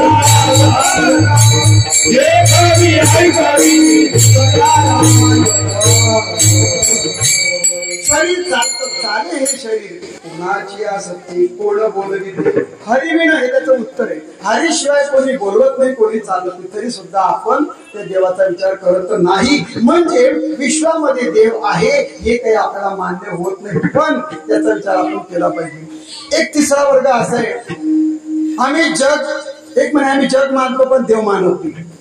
काही देव मानतात पण जग मानत नाही. जग कसं आहे? मिथ्या आहे. जग मिथ्या. आचार्यांचा सिद्धांत काय आहे? देव सत्य, जग बाकी मिथ्या. मिथ्या म्हणजे खोटं नाही. मिथ्या शब्दाचा अर्थ काय करायचा? हे जग झालंच नाहीये. अरे असं कसं काय?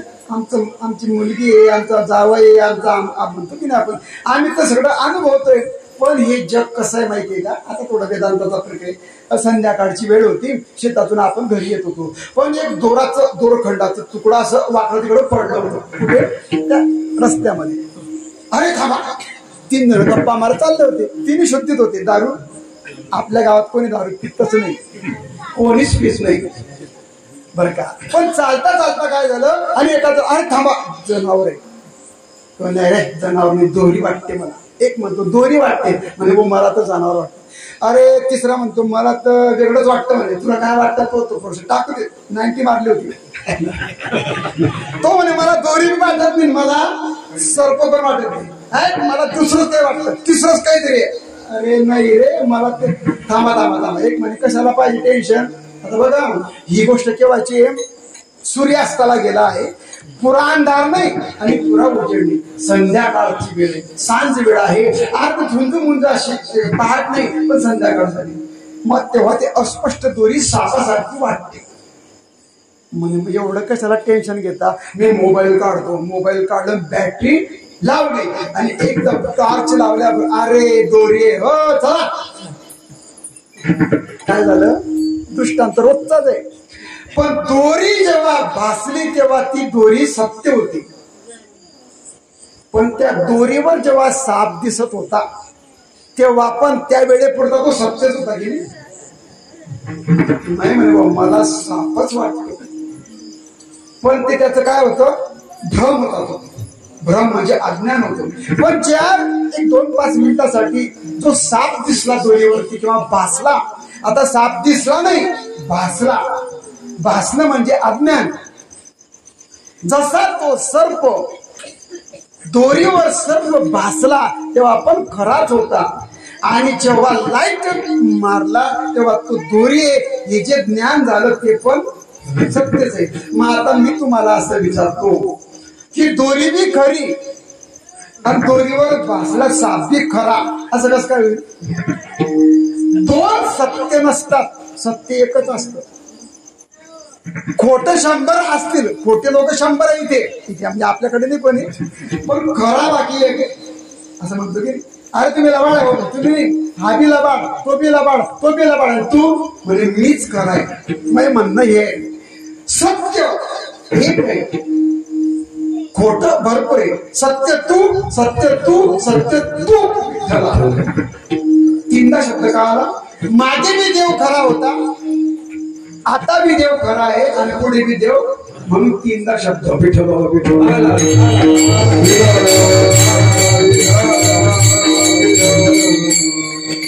आता हे जग, या जगाला आधार कोणाचा आहे? कोणाच्या आधारावर जग आहे? जेणे हे विश्व महर्षी देवा संस्थापिले, 21 स्वर्गाते धरिले सत्ता मात्रे आपले, घडी मोडी हेडा मात्रे घडणारा तो, मोडणारा तो कोण? देव.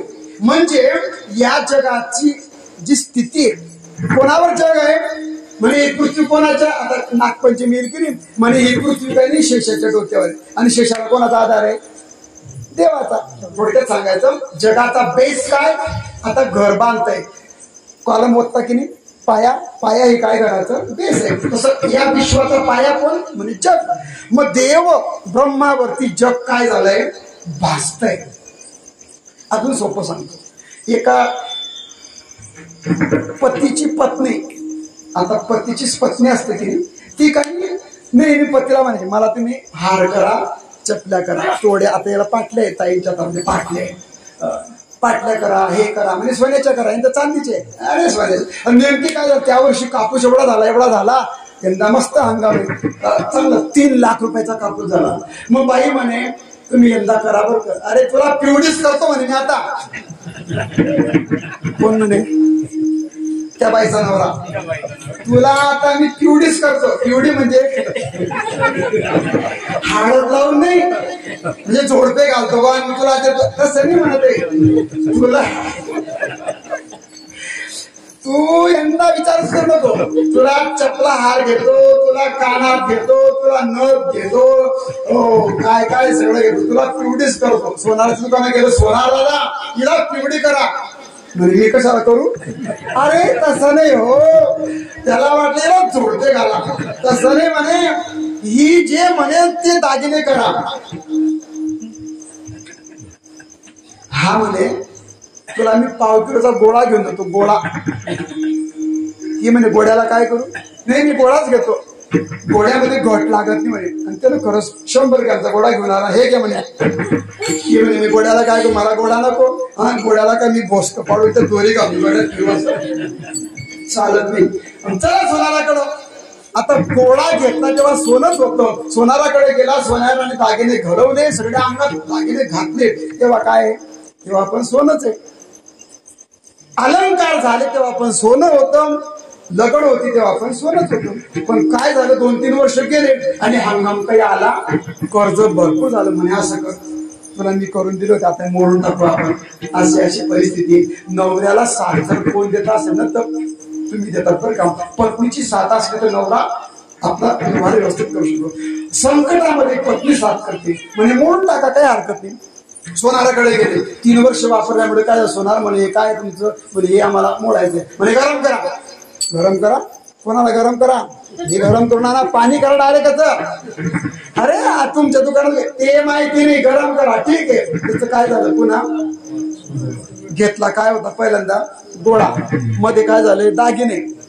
बाई झाली पिवडी, बाईला हवस मिटून गेली. आता ते दागिने झाले तेव्हा बी सोनं होतं, पहिल्यांदा बी सोनं होतं. नंतर जेव्हा गोळा झाला तेव्हा हातात पण सोन्याचा. म्हणजे 3 वेळेस काय होतं? पण सोनं होतं. पण मधल्या काळामध्ये अलंकार झाले, कानात, नाकात, गळ्यात पसरले ते. म्हणजे एक दगड अनेक झाले. एको भविष्य.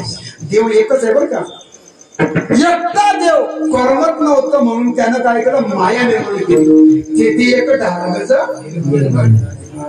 पहिले कोठेच नव्हते काही, चंद्र सूर्य तारा अवघे शून्याची होती काही. कानवा तेरे तेरे कानवा. देव म्हणे मी पहिले बी एकटा होता, नंतर मला वाटलं की मी अनेक झालो पाहिजे. मग देवानं काय केलं? मायेचा संबंध घेतला आणि जग निर्माण. मग जग अनेक जग आहे, अनेक देशाचे नाका सारखे का? तुम्हाला जांभळे आली, यांना आली का? नाही, यांना आली. आवरा महाराज तुम्ही, झालं माझं. हो झालं. म्हणजे सगळ्यांचे वेगळे झाले की नाही. मग देवाने काय केलं? एक होता अनेक झाला. पण तो का असाच राहील का? केव्हा ना केव्हा प्रलय होईल, जगाचा नाश होईल आणि पुन्हा देव एकटाच राहील. म्हणजे पहिल्यांदा बी देव एकटा होता, मध्ये तो अनेक झाला, पुन्हा आता एक झाला. पहिले सोनं होतं, गोळा होता, अलंकार झाले, पुन्हा गोळा झाला. तसं या जग. आता हे जग भासतं कशावर आहे? देवावर. पण देव दिसतोय का? पण हे जग दिसतंय की नाही? कुत्रे आले, माणसं, बाया, मुलं, झाडं वगैरे. म्हणजे देव आपल्याला देवाने काय केलं? देव झाला गुप्त. आणि देव काय करतो? आपल्याला आपल्या डोळ्यावरती त्याने काय केलं? मायेचं आवरण केलं. मी आता तुम्हाला दिसणार नाही. मग काय दिसतंय? जग. म्हणून तुम्ही रडता पण आहे, हसता पण आहे. 1 कोटी आले तर हसता आणि 3 कोटी गेले तर रडता. याने मारलं तर रडू आलं आणि याने जर फुलं व्हायला. आता तुम्ही माझ्या नमस्कार करता, पाया, मला मोठं मस्त वाटतं. मला आवडत नाही, मला दुःख होतं. का? माझी लायकी नाहीये पाया पडून घेण्याची आणि तुम्ही पाया पडतात म्हणून मला दुःख होतं. कारण माझी लायकी नाहीये. आपली लायकी असेल तर तुम्हाला काय माहिती मी किती नालायक माणूस आहे, तुम्हाला माहिती आहे, तेच बरं आहे. मुद्दा काय झाला? एखाद्यानं वंदन केलं तर आपला आनंद होतो आणि एखाद्यानं लाट मारले दुःख होतो. परंतु या जगाने संतांना मारलं तरी संतांनी प्रतिकार केला नाही. का बरं नाही केला? ज्ञानोबांनी ताटी लावून बसले. हा असा बोलला, तो तसा बोलला. आमचा बाबा असा करतो, शेजाऱ्याने त्रास दिला, याने शिवी दिली, त्याने गेली. आपलं दुःख होतो, दुःख आनंद, फायदा तोटा नफा नुकसान का हे असं का? तर आम्हाला जगात जग दिसतंय, देव दिसत नाही. पण संत संत संत हे जगाकडे पाहतात. बुडत हे जग न गेले. तुकोबारांना मारणाराचे पाय दाबायला गेले, असं कुठे होईल का? कोर्टात तारखा चालू आहे, केस चालू आहे कोर्टात, त्याच्याकडे जाऊ का? सात द्वेष आहे म्हणजे आमचा असा द्वेष आहे मनामध्ये. पण संतांनी कोणाचा द्वेष केला? या जगाने मारलं तरी संतांनी कृपा केली. ज्ञानोबारांना वाढलं नाही तरी सुद्धा ज्ञानेश्वरी दिली. प्रत्येक वेळेस आमची चूक झाली की आम्ही संतांना ओळखलं नाही. पण संतांनी तुम्हाला मला प्रतिकार का नाही केला? त्यांना माहित होतं यांच्यातलं चैतन्य आहे ना, मी त्या चैतन्याला पाहतो. ज्ञानोबाराय त्या सभेमध्ये जेव्हा भक्तिवत चालला, आम्ही तुम्हाला शुद्धीपत्र देत नाही, तेव्हा माऊली म्हणतात मुख्य पंडिताला, तुम्ही कोणाला कोणापासून दूर लोटत, तुमच्यातलं चैतन्य आणि माझ्यातलं चैतन्य एक आहे. ज्ञानोबाराय असं कसं काय एक आहे? तेवढ्यात काय झालं, एक येला चालला होता रेडा पखालीचा, तो माणूस घेऊन चालला होता. म्हणे या विश्वामध्ये सगळ्यांच्या देहामधलं चैतन्य एक आहे. असं कसं काय होईल? अरे तो रेडा चाललाय, तो आणि तू एक आहे का?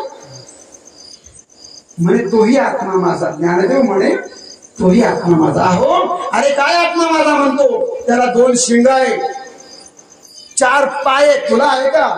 माऊली म्हणतात हा शारीरिक भेद झाला बरं का. त्याचे 4 पाय आणि माझे 2च पाय. शरीराचा भेद जर काढला, आकार जर वजा केला, तर आत्म चैतन्य ते माझ्यात आहे आणि तोच माझा आत्मा आहे. या विश्वामध्ये मी सर्व दूर मीच व्यापू. हे विश्वची माझे घर ऐसी मती दयाची स्थिर किंबहुना चरा अचर. चर म्हणजे चालणार आणि अचर म्हणजे न चालणार. झाड, नद्या, पर्वत, दगड हे सुद्धा मीच आहे. स्थावर जंगम सर्व दूर मीच व्यापले. जडी, स्थळी, काष्टी, पाषाणी म्हणजे दगडामध्ये पण मीच आहे. चरा अचरा या सगळ्या जगामध्ये माऊली म्हणतात की मीच आहे. अरे अनाथालयामध्ये आणलं त्याला, सभेमध्ये अशी रिकामी जागा होती. रेड्याला उभं केलं. काय रे काय तुझ्या रेड्याचं नाव काय? म्हणे ज्ञान्या. काय योगायोग होता? योगायोग बघा तुम्ही, ही सगळी ज्ञानोबारांची लीला होती बरं का. अरे ज्या रेड्याला मध्ये आणलं त्याचं नाव सुद्धा ज्ञान्या आणि जे बोलवतात त्यांचं सुद्धा नाव ज्ञानेश्वर. बघ तुझं बी नाव ज्ञानी आहे, त्याचे बी ज्ञानाचे, दोन्ही बी ज्ञानदेव ज्ञानदेव. बोलव त्याला आता काय करायचंय? अरे म्हणे असं करू नका. हा म्हणतो ना आत्मा आहे आणि चाबूक आणा. आता यांचा होता दंड. चाबूक आणला आणि फटकी मारली. आसून मारल्या बरोबर पाठीवर घोड उठायची. माऊलीच्या अंगात काहीच नव्हतं.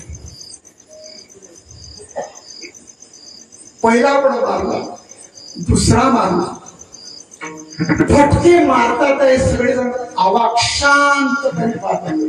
पण काही माया करुणा दया ज्यांच्याजवळ होती, अरे एवढंच लेकरू काय हे एवढे पंडित म्हणतात आणि एवढा अत्याचार करतात. यांची कोणी म्हणतं की यांच्या आई वडिलांनी देहांत प्रायश्चित्त घेतलं, यांचं कोणी या जगात नाहीये. होतंय ते वाईट होते. अन्याय चालला. आया काही माता भगिनी होत्या, त्यांच्या अंतःकरणाला पाजर फुटला, रडायला लागले ते. माऊलींच्या पाठीवरचे आसूड चांबडी अशी लाल घोड झाली. कोणाला वाटायचं मारू नका, पण एक म्हणतो थांबा मारून काही होणार नाही. एकाच्या डोक्यात आलं म्हणे हे मुलं वेद म्हणतात, वेद आपण असं करू. हा वेद म्हणेल एक रुचा आणि जर का हा रेडा बोलेल ना तर आपण समजू की हे दोघं एक. हा बरं झालं. मुख्य पंडित म्हणतात असं करा, तुम्ही एक वेदाची रुचा म्हणा आणि तो वेद जर म्हटला तर आम्ही समजू की तुमचा त्यांचा आत्मा एक आहे. तेव्हा ज्ञानेश्वर महाराज आपल्या गुरूंकडे पाहतात. श्री गुरुराय काय करू, नेत्राची भाषा होती, बोलत नव्हती, पण मनातलं पडत होतं. दादा काय करायचं, हीच वेळ आता. जर का आता रेडा बोलला ना तर समाजामध्ये आपली एंट्री होईल, समाजाला कळेल की हे कोण आहे, काकांचं काय महत्व आहे. हो तुम्ही बाहेर जा तेव्हा समजेल. निवृत्तीनाथ म्हणतात कर तुला काय करायचं. ज्ञानोबा राय आपल्या डोळ्यांनी पायाचं दर्शन घेतलं, तुमची कृपा, ठीक आहे. आणि मग मुख्य पंडित म्हणतात की बोलवे, तेव्हा ज्ञानोबाची भाषा बघा. माऊली म्हणतात की सगळ्या भूदेवांनो बघा, तुमची जर कृपा असेल, बघा ज्ञानोबाची भाषा, जिथे जेवढे भूदेव उपस्थित आहे हे सगळे ब्रह्मवृंदांना माझ्या विनंतीपूर्वक नमस्कार आहे. तुमची जर कृपा असेल, तुम्ही म्हणताय ना वेद बोलवा, तुमची आज्ञा असेल, तुमची कृपा असेल तर तुमच्या कृपेनं हा रेडा बोलू शकतो. मी बोलवतो असं नाही, तुमची कृपा. म्हणजे ब्राह्मणांच्या कृपेनं काय होईल, अरे ब्राह्मणांना देव सुद्धा घाबरतो बरं का. संत आणि ज्ञानोबा म्हणतात की ठीक आहे, तुमची कृपा असेल ना रेडा वेदही बोलेल. आणि मग माऊली त्या रेड्याजवळ जातात, आपला गोरा पान हात त्या मस्तकावरती ठेवतात आणि त्या रेड्याच्या पशुवृत्ती आकर्षित केल्या आणि त्या चैतन्याला आव्हान केलं. ज्ञानदेव म्हणे बोले ज्ञानदेव म्हणे बोले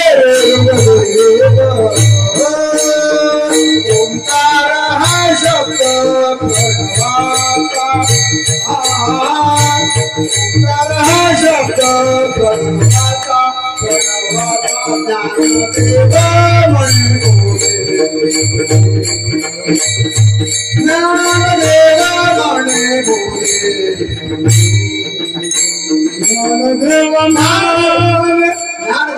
आपला पुढे ज्ञानदेव म्हणतात ऋग्वेद बोला.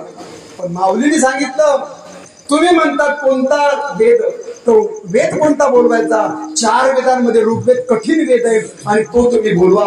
ऋग्वेद बोला कृपा केल्याबरोबर आणि मग रेडा बोलायला लागला. मुद्दा संपला. आपला मुद्दा काय चालला होता, या विश्वामध्ये साधू संतांना काय दिसतो, देव दिसतो. आणि म्हणून त्याचाच अनुवाद या अभंगात करतो. ऐसा ज्याचा अनुभव विश्व देव सत्यत्वे, त्यांची अनुभवाची जी मात्र सत्य अशा प्रमाणे सगळ्यात दूर त्यांना देव दिसतो.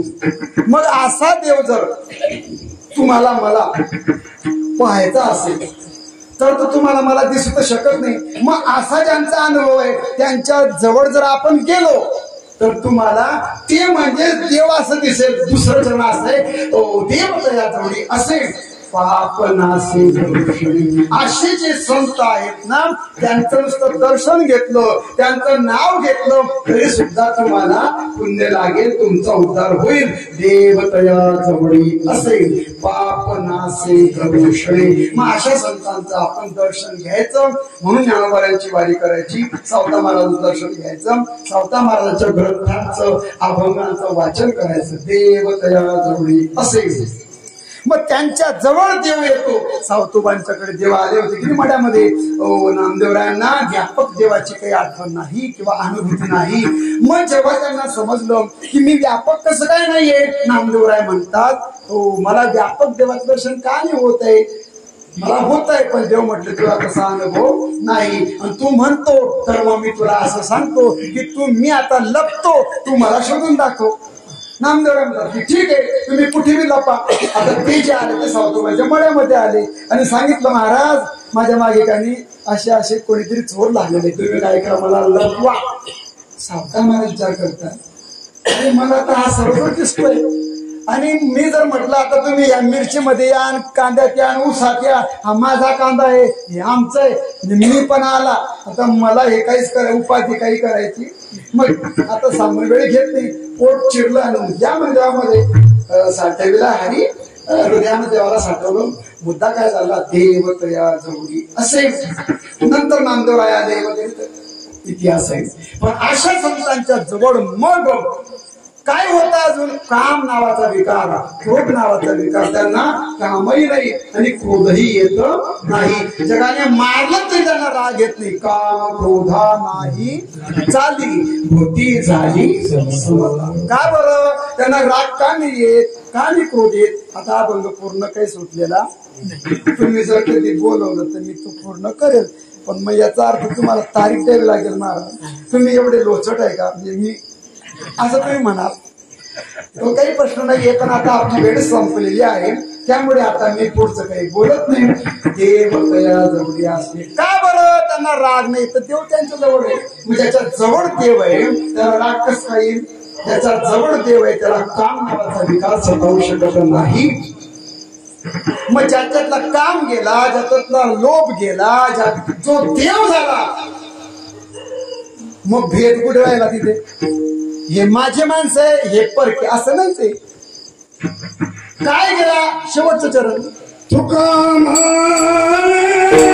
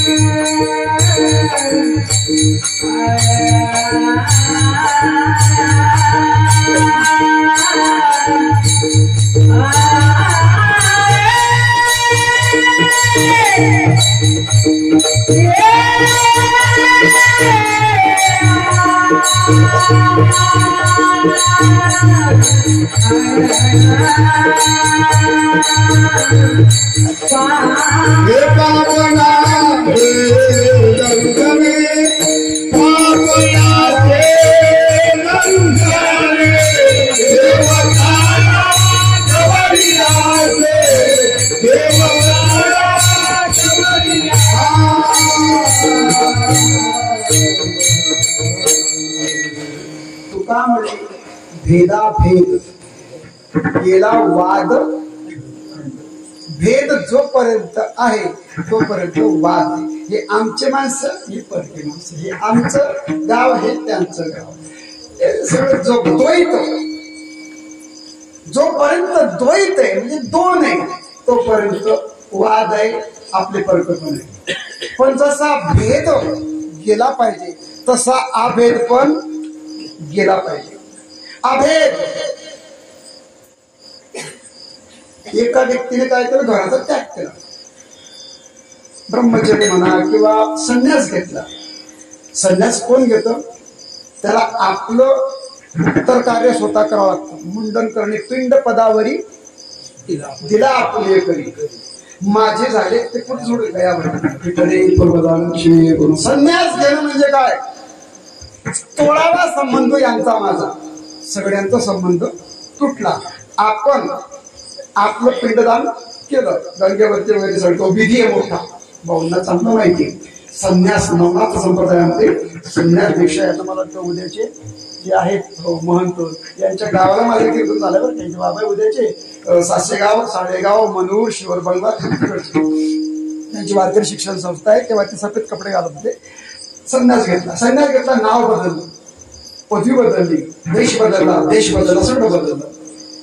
म्हणजे एक बीज जेव्हा पेरतो तेव्हा उगवतो, तसं हे अस्तित्व मिटवून टाकायचं. आणि मग काय झालं म्हणजे आता सगळं काय झालं, संन्यास घेतल्यानंतर या जगामधले सगळे माझेच आहे. आता संन्यास सहाचा करावा न्यास, त्या मुलगी संन्यास. संकल्प केला, विकल्प केला, कोणाशी वैर नाही, सगळे माझे. सबके लिए खुला है मंदिर.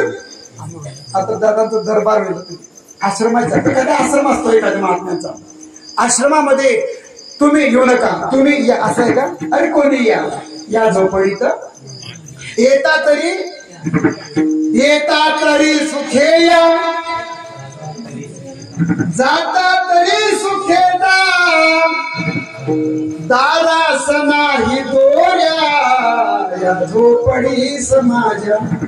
आश्रम आहे, महाल आणि तिजोऱ्या, त्यातून होती चोऱ्या, दारास नाही. असं आमचं आश्रम आहे. मुद्दा काय चाललं, येता स्वागत आहे, जाता स्वागत आहे, तुमचं केव्हाही या, तुमच्यासाठी हा आश्रम आहे, सगळ्या जाती धर्मासाठी आश्रम आहे. पण एखाद्या महात्म्याचं काहीच नाहीये, पण जगात त्याचं कोणीच नाहीये. पण दुसरा अर्थ सांगतो, जो असं म्हणतो ना की माझ्या जगात कोणी नाही, त्यातच सगळं जग आहे. समजलं का नाही समजलं ते नंतर सांगतो. एखाद्याच्या ओट्यावर बसला, मग नाही बसला, जिथे बसला ती जागा त्याची. ज्या बंगल्यात बसेल, ज्या बंगल्याच्या समोर बसेल तो बंगला त्याचा. मग तो बंगल्याचा मार्ग आहे, उठ उठा तर उठा, काही प्रॉब्लेम नाही. म्हणजे अपमान झाला, खेद नाही, मान दिला, काही वाटत नाही, उठा. मग इथून उठला आणि त्या बंगल्याजवळ जाऊन बसला. आता तो बंगल्याचा माणूस म्हणतो, या दादा या, बसा, पाणी पाहिजे का, काहीच नको पाहिजे, फक्त बसायचंय. साधूला दिलं तरी आनंद आहे, नाही दिलं तरी आनंद आहे, पाणी दिलं आनंद आहे, मारलं आनंद आहे. येताना उठवलं, दुसऱ्या ठिकाणी बसला, तो बी बंगला त्याचाच होता आणि त्याने बी उठवलं. कोणाची आता ही गाडी कोणाची, त्याची असेल तरी, पण गाडीत बसलं त्याचीच गाडी, बसण्यापुरतं काय असेल, हाकलून दिलं, ठीक आहे सायकलवर बसू, सायकलवाला म्हणे आपली सायकल, म्हणे आपली सायकल आहे. जिथे बसेल तिथे त्याचं घर, जी ताई वाढेल ती त्याची आई, मिळेल झऱ्याचं पाणी प्यायचं, झरा आपला, ज्या शेतात जाईल ते शेत आपलं. सीताफळ खाता महाराज, हा अरे हे या तुमचंच आहे, एखादी सात्विक माणूस असतो, सावता महाराज म्हणतात तुमचाच मळा आहे, तुमचंच सगळं काही घ्या, पाणी तुमचं, फळं तुमचं.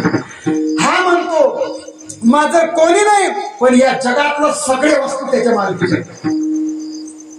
ज्या झाडाचं फळं कोणाचे? देवाचे. पाणी कोणाचं? त्याचं. मग पाणी त्याचं, फळं त्याची, जमीन त्याची, सगळं त्याचं. हा कोणाचा? हा त्याचा.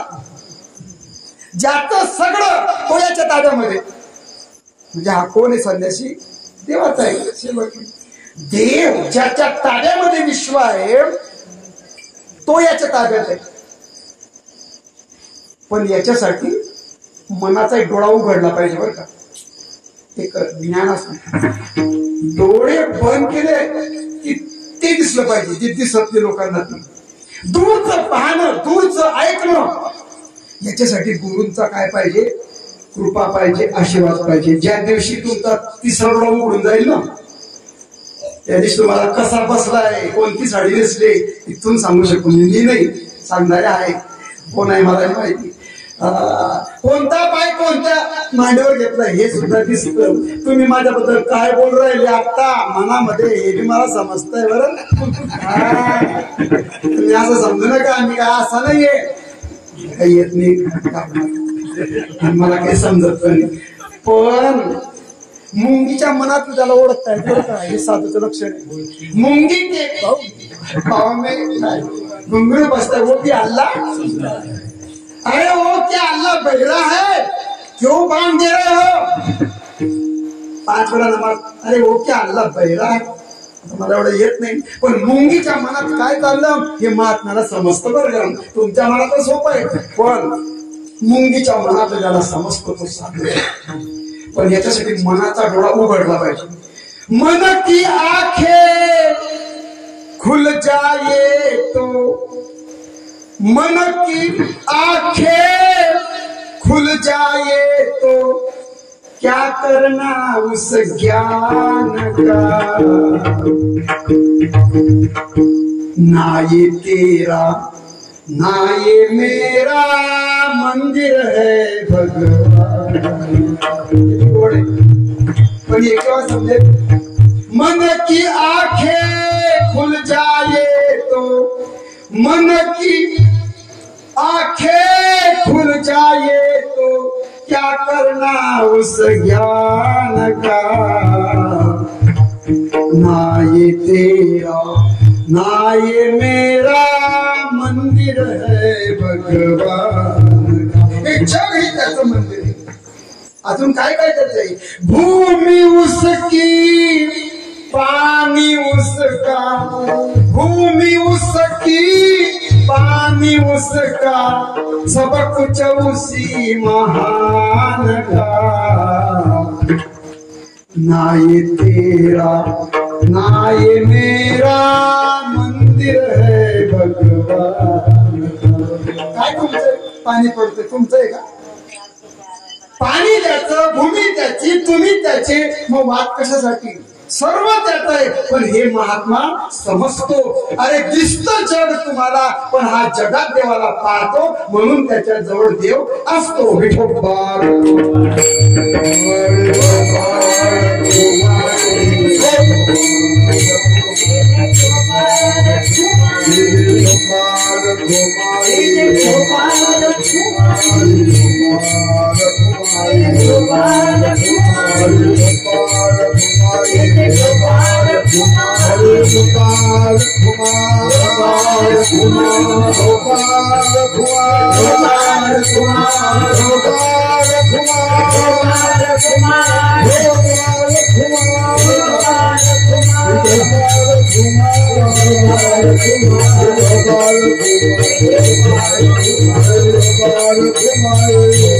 Gopal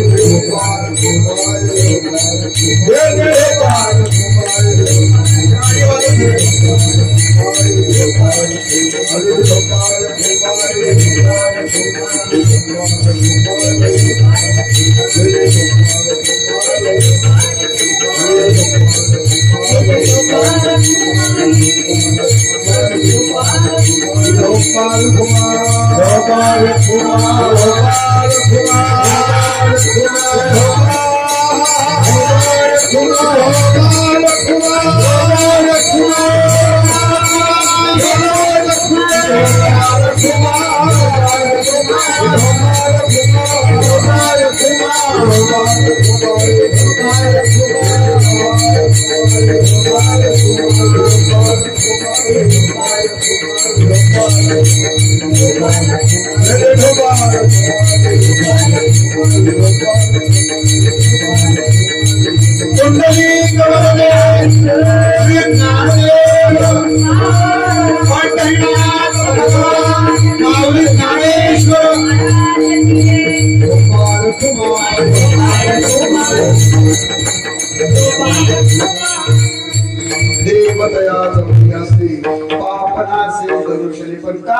ऐसा ज्याचा अनुभव विश्वदेव सत्यत्री त्या संतांच्या आणि पुण्यतिथीचा महोत्सवाला हा कार्यक्रम या ठिकाणी सुरू गेल्या अनेक वर्षापासून. हे जे संत आहे, आता सावता महाराज असू द्या, ज्ञानोबा आहे, तुकोबा आहे, लडोबा आहे, बरोबा काका, चोकोबा आहे, सेना महाराज, दळवी महाराज, सगळे हे संत, या सगळ्या संतांचा अनुभव असाच आहे, वेगळा नाही. आणि हे सगळे संत भगवान विष्णूचे काय आहे अवतार. मी बोललो युगायुगापासून यांची भक्ती, त्रेतायुग, द्वापारयुग, कलियुग, चौयुगांचा भक्त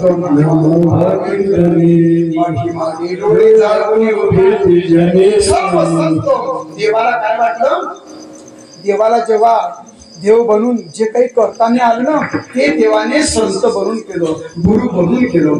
कधी कधी बघा, सावता महाराजचा भाव असावा. असं आहे का तुमचा भाव? तुम्ही कांद्यामध्ये देव पाहता, मुळ्यामध्ये देव पाहता, लसूण मिरची मध्ये देव पाहता का? मग मी तुमच्या जवळ येतो, देव दया जवळ स्वतःहून देव आले का? ही इच्छा आहे. देवा सावता महाराजचे गुरु कोण? स्वतः विठ्ठल त्यांचे गुरु भगवंत. सावता महाराजचे गुरु कोण? भगवानच. माझ्या विठोबाचा आपणची देव. केवढं भाग्य महाराजांचं आहे की स्वतः भगवान म्हणतात की मीच त्यांचा गुरु बनतो. गुरु दाविली या वाटा, पण तेवढी कृपा, तेवढा अधिकार सावता महाराजांचा. त्यांना गुरुसाठी कुठे जावंच लागलं नाही. त्यांचा गुरु भगवान आहे, आणि ज्याचा गुरु भगवान आहे तसे देव गुरु हा देवच असतो. गुरु ब्रह्मा, गुरु विष्णू, गुरु देवो महेश्वरा. देवच गुरु आहे. तुम्हाला मला जर कोण उपदेश करत असेल, जी प्रेरणा मिळते ती देवच देतो, पण सावतोबांचा गुरुच भगवान आहे. आणि असे हे सावता महाराज. मग आता हे सावता महाराज सगळ्या संतांमध्ये वयोवृद्ध आहे बरं का. ज्ञानोबारांपेक्षा 25 वर्षानं सावता महाराज मोठे होते, ज्येष्ठ होते. नामदेव महाराजांपेक्षा 20 वर्षानं मोठे होते.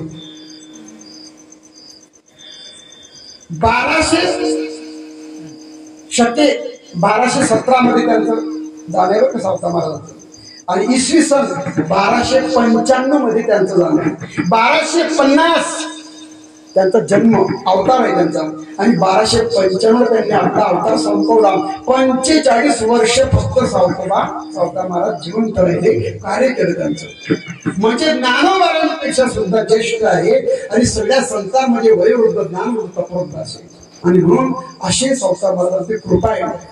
भागवतामध्ये भगवान जेव्हा गोकुळामधून मथुरेत आले ना, तर मथुरेमध्ये चालतात भगवान. तर तिथे माडी येतो, शिंपी येतो. तुम्ही बघा असं. हो, पहिल्यांदा धोबी दादा आले. तर धोब्याचे कपडे मागितले देवाने. धोबी म्हणे तुमची लायकी आहे का कपडे घालायची? हे कपडे कंसाचे. असंच बोललो. फक्त देवाने एक असा धक्का दिला, मारून एका बोक्यात ठेवास केला. नंतर आले शिंपी. आता मला भागवत जेव्हा माझा अभ्यास चालू होता, म्हटलं आता धोब्याला एका दणक्यात मारलं. आता हा शिंपी काय बोंब पाडतो काय माहिती. विठ्ठल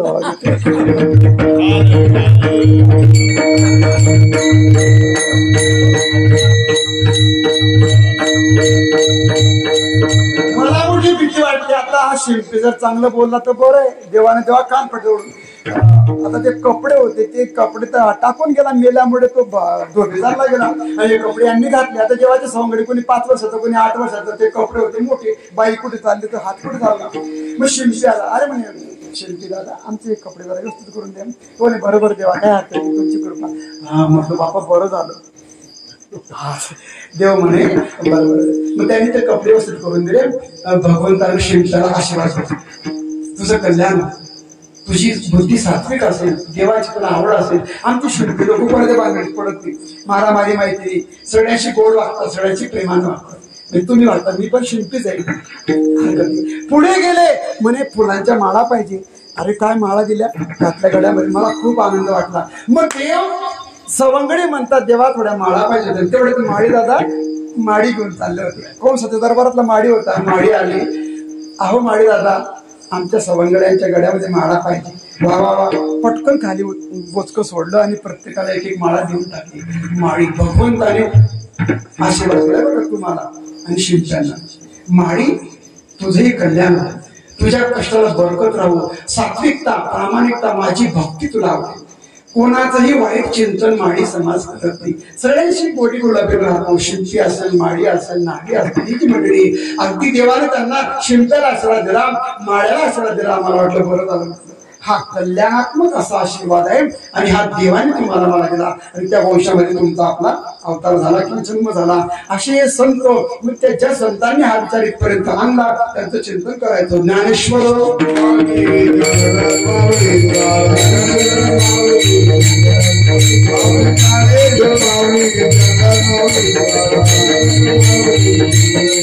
कळविली केली कट कट वाकडे केले ते देवदानी पायाच्या प्रसादे. काही बोललो विनोदी मला क्षमा करणे संती दोही अनुभूती ती झाली सेवा. श्री संत सावकाव महाराजांच्या नाम समर्पित करायच्या सेवेला विराम द्यायचा. जय विठ्ठल.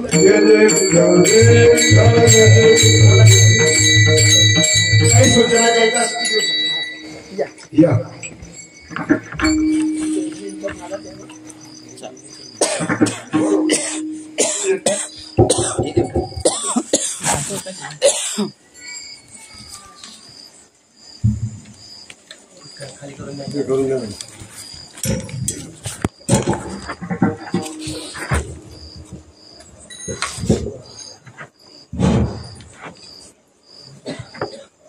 हरि ओम. भक्ती प्रेम सुख नेनवे अनिका पंडित वाचका ज्ञानी याची. किती जरी ज्ञानी असला, किती जर वाचा असला तरी त्याला भक्ती प्रेम सुख मिळत नाही. काकाचा 27 वर्षात हे नाही. आज कीर्तन ऐकलं, पोलीस पाटवाने झाकून ठेवलं. महाराज सांगायचं मागे कीर्तन करता म्हणून. ताई यायच्या पण ताई सांगायच्या काका काय करून महाराज बसले.